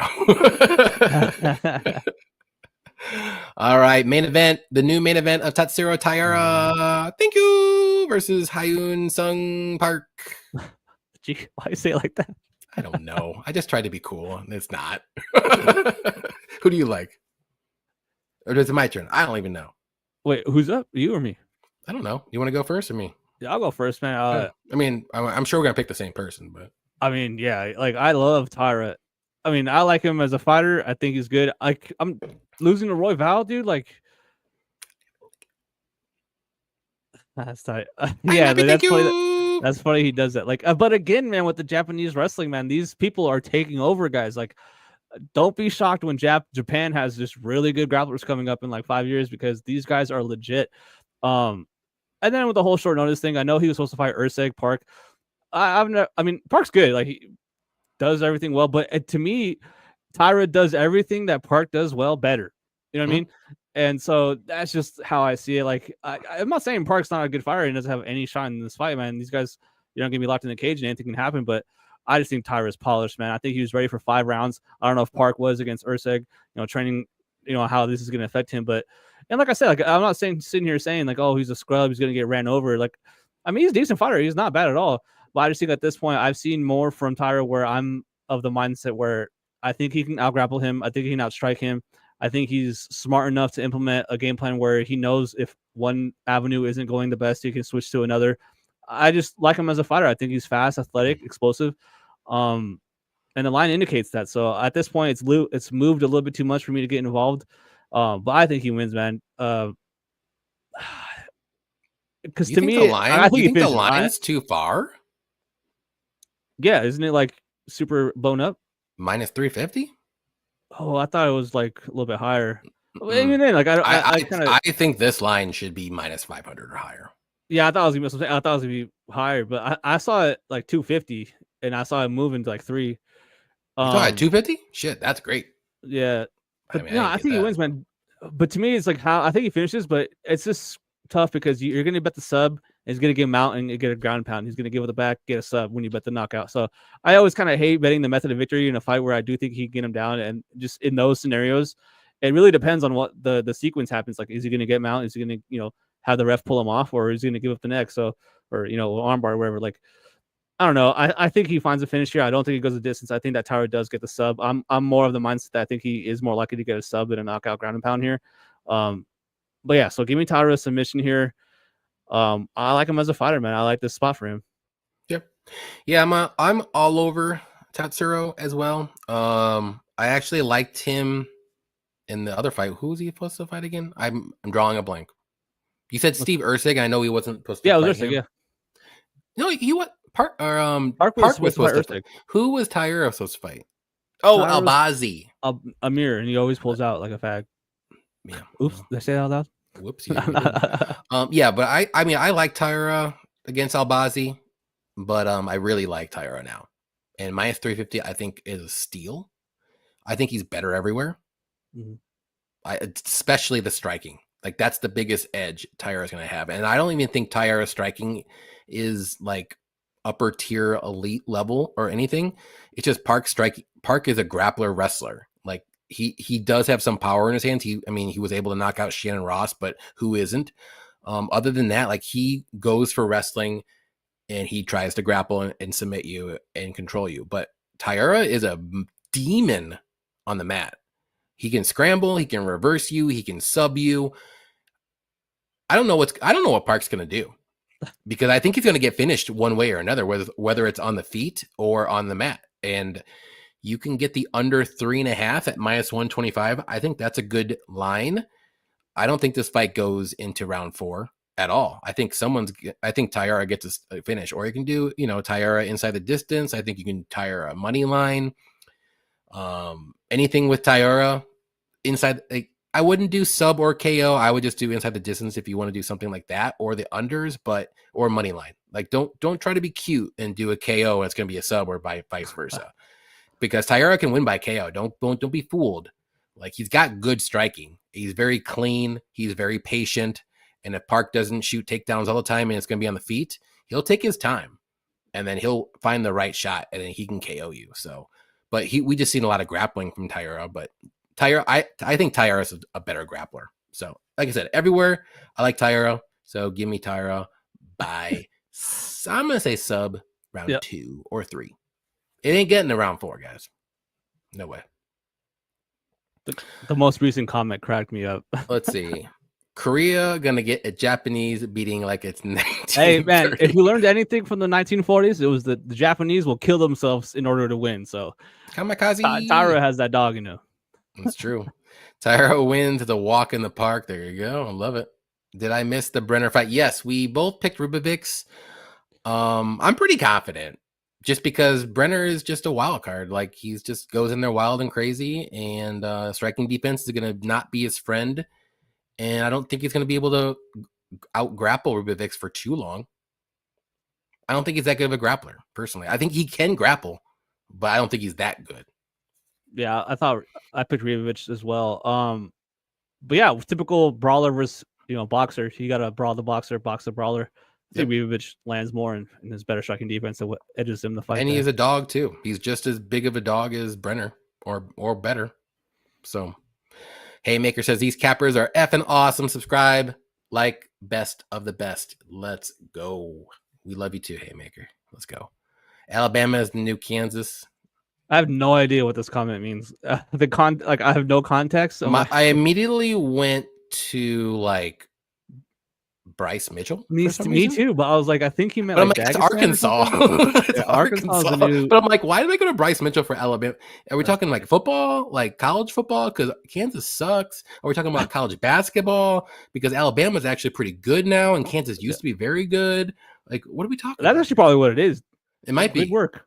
Okay. I had to break it down in my head real quick, but immediately the first thing I was like, Bryce Mitchell? Random college. I was thinking UFC.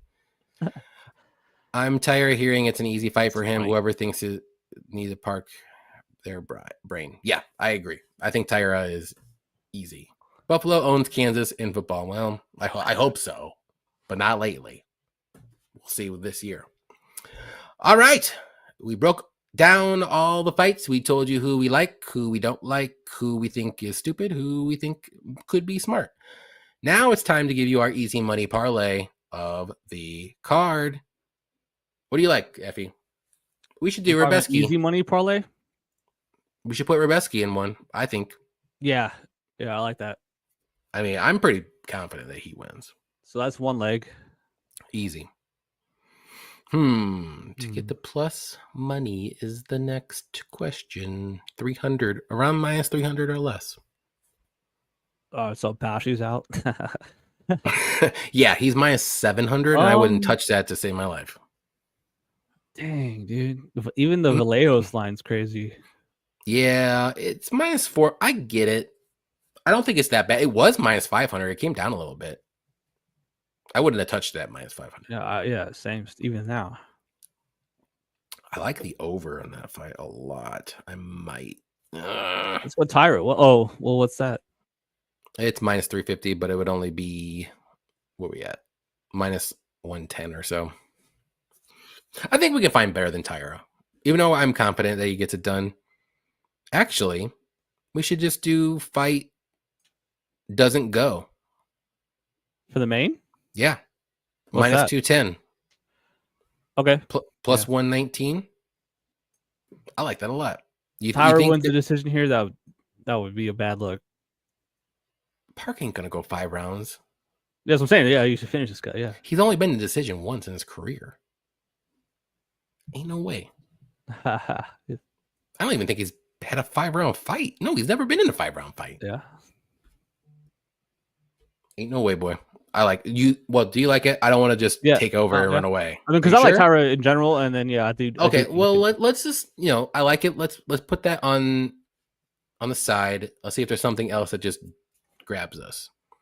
Honestly, what could rival that is Nora plus 3.5 spread. Ooh, really like that. Minus 195. I really like that. You like that better than fight doesn't go? Yes. All right. I'll do that. There we go. That's going to be a plus 125er. No way she gets taken down all 3 rounds. I'm cool with that. Laid on.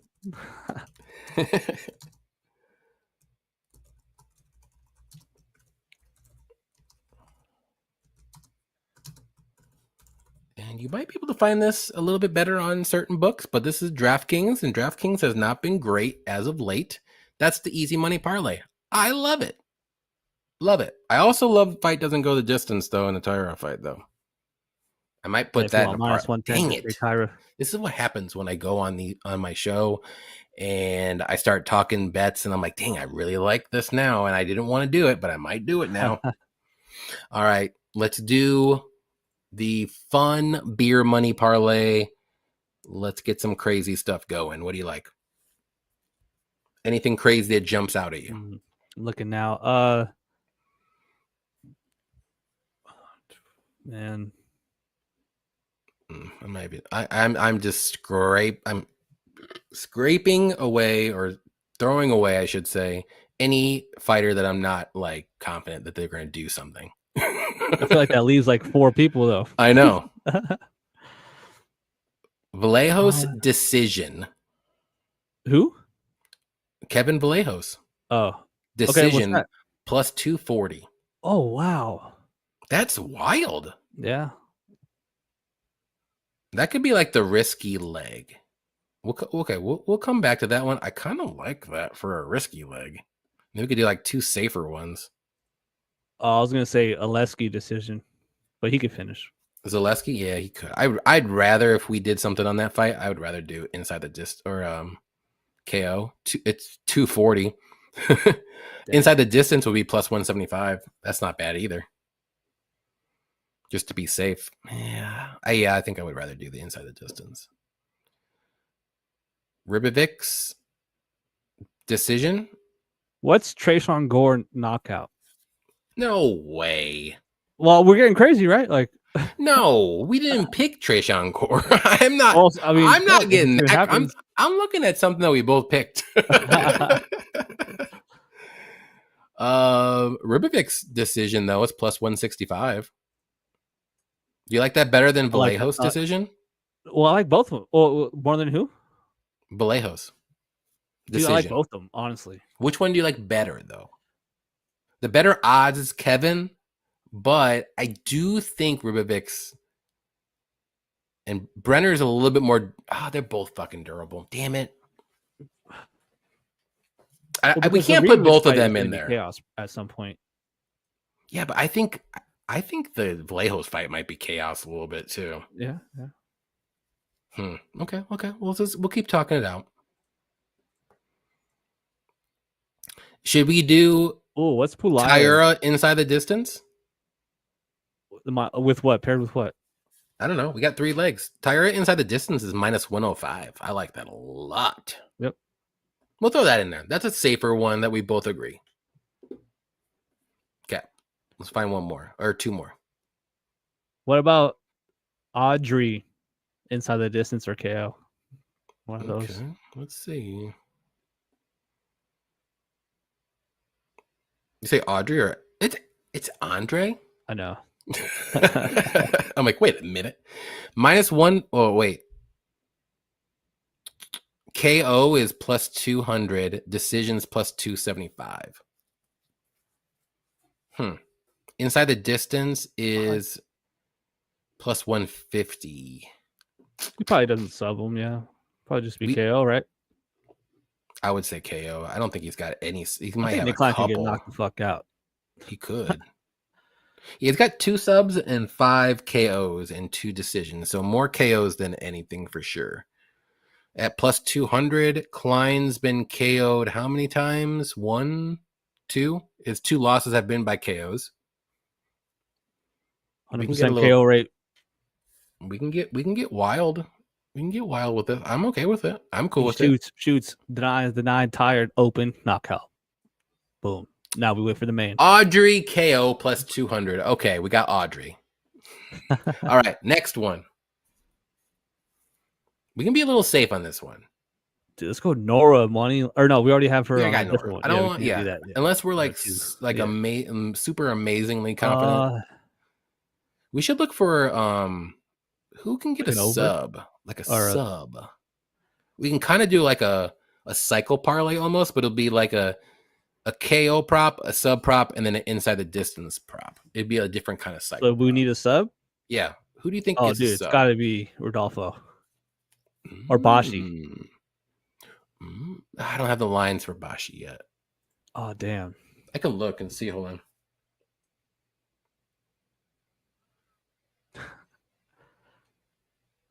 Elijah Wan. That's funny. What did he say now?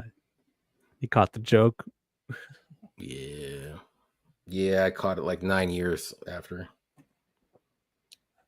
Let's see. Fuck, anyone in the chat got any fucking recommendations? Say it up. There's Estevam sub 2. Potential. Esteban. Maybe. Rodolfo is plus 140 sub. Okay. What was the other one you said? We were talking about Bashi. Bashi. But Matthew comments, what do you guys think about Ribovic, Rebetsky, Vallejos money line? Like it. What's up, Matthew? Yeah. Love. Yeah, I love it all. Those are those are 3 confident picks I like, and there's not a lot of confident picks on this card for me. For sure. TAIRA sub, yeah. We already have inside the distance. We had it inside the distance, but we can switch it to sub, but I think he's gonna be live for a KO, I think. I do lean sub more than KO, but I would too. I do like the odds on inside the distance. What is the sub prop though? Maybe that'll sway me. It's only plus 140. Doesn't sway me that much. Minus 110 is not that crazy. Yeah, minus 105 to plus 140. Right. I'll take the inside the distance just in case, because I think he's going to have a clear sub or a clear striking advantage. So Vieira sub, I like the Vieira sub. It's plus 140. It's not bad. I think that's his way to win. So, like, I figure he gets him down, like, and then from there we're sitting there like, hey, we have a chance here for a sub. He ain't gonna go for ground and pound. He's going for sub. It's plus 130. Control and sub, position and submissions. So that'll be plus 1247. I'm okay with that. With Rodolfo by sub in our other 2. Let's do it. Is there anyone else other than Bashi? Because there's no line for Bashi sub yet. Yeah. It's going to be annoying when he wins the first fight by sub. I'm going to be so pissed. He's never won by sub before? Who, Bashi? Yeah. Oh, damn. Did he? No, just he's got. Oh, I thought. Okay, he's got 5. I thought you meant like he's never won by sub before. I'm like, no. What? No, so it's gonna be annoying when he wins in the first round. Yeah. So I'm like, oh fuck. For sure. Yeah, I mean, the only other thing that I might would throw in there is Rebetsky inside the distance, but that's only plus 120, and I'm not that confident because Vieira's path to victory probably is going to be sub, because I don't think that fight's going to go the distance. So it's Gore KO, or I don't even think Gore's going to be able to KO though, because Vieira's tough as shit. Yeah, he's older though. He looks. I mean, he'll look sloppy as fuck, but he's only been subbed once, and that was against Fluffy because he literally death gassed. Yeah, that was a sick sub. It was. Fluffy was in some bad spots. I don't know how he survived, to be honest, other than just pure no neck. That was I don't know. Oh my god, the ADCC champion got subbed. Yep, UFC. That was it. All right, let's do it. We're gonna rock with it.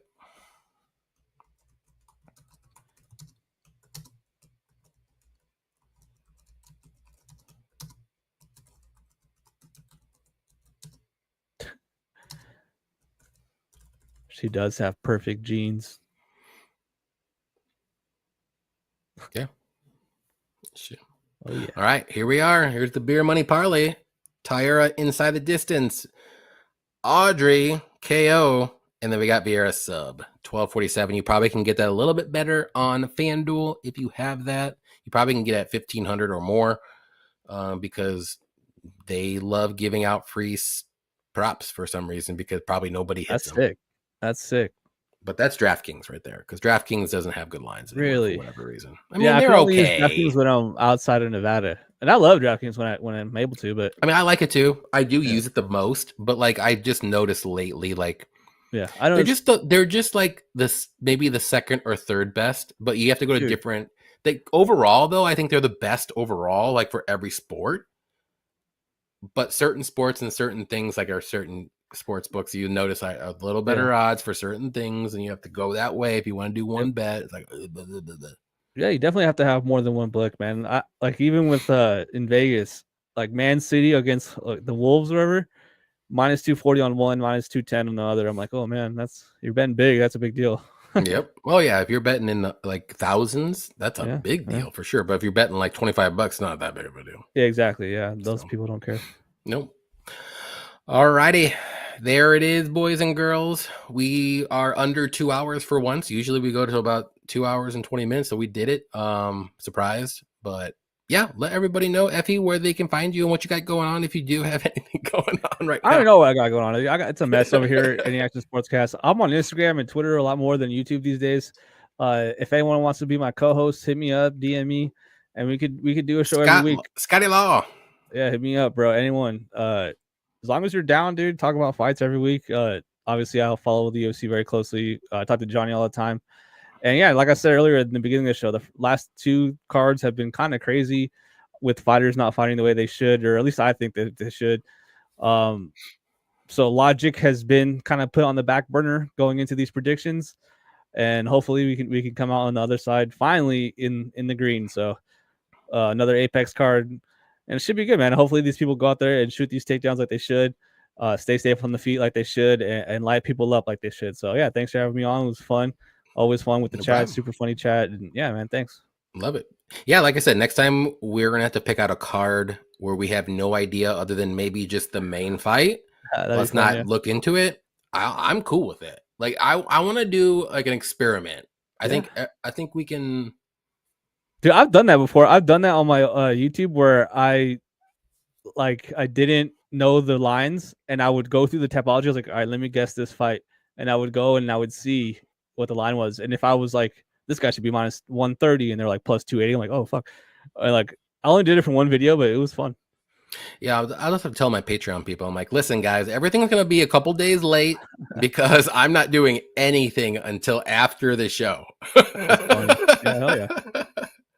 But it's going to be like a card that, like, you know, isn't like a popular one, like a pay-per-view. I'm not going to go for a pay-per-view card. Like Vegas 109 would have been a great card, but I already have Tyler coming on next week. Well, that card's actually kind of good, but yeah. Do that for UFC 3. Yeah, I mean that one's pretty good. I'll look real quick since we're here.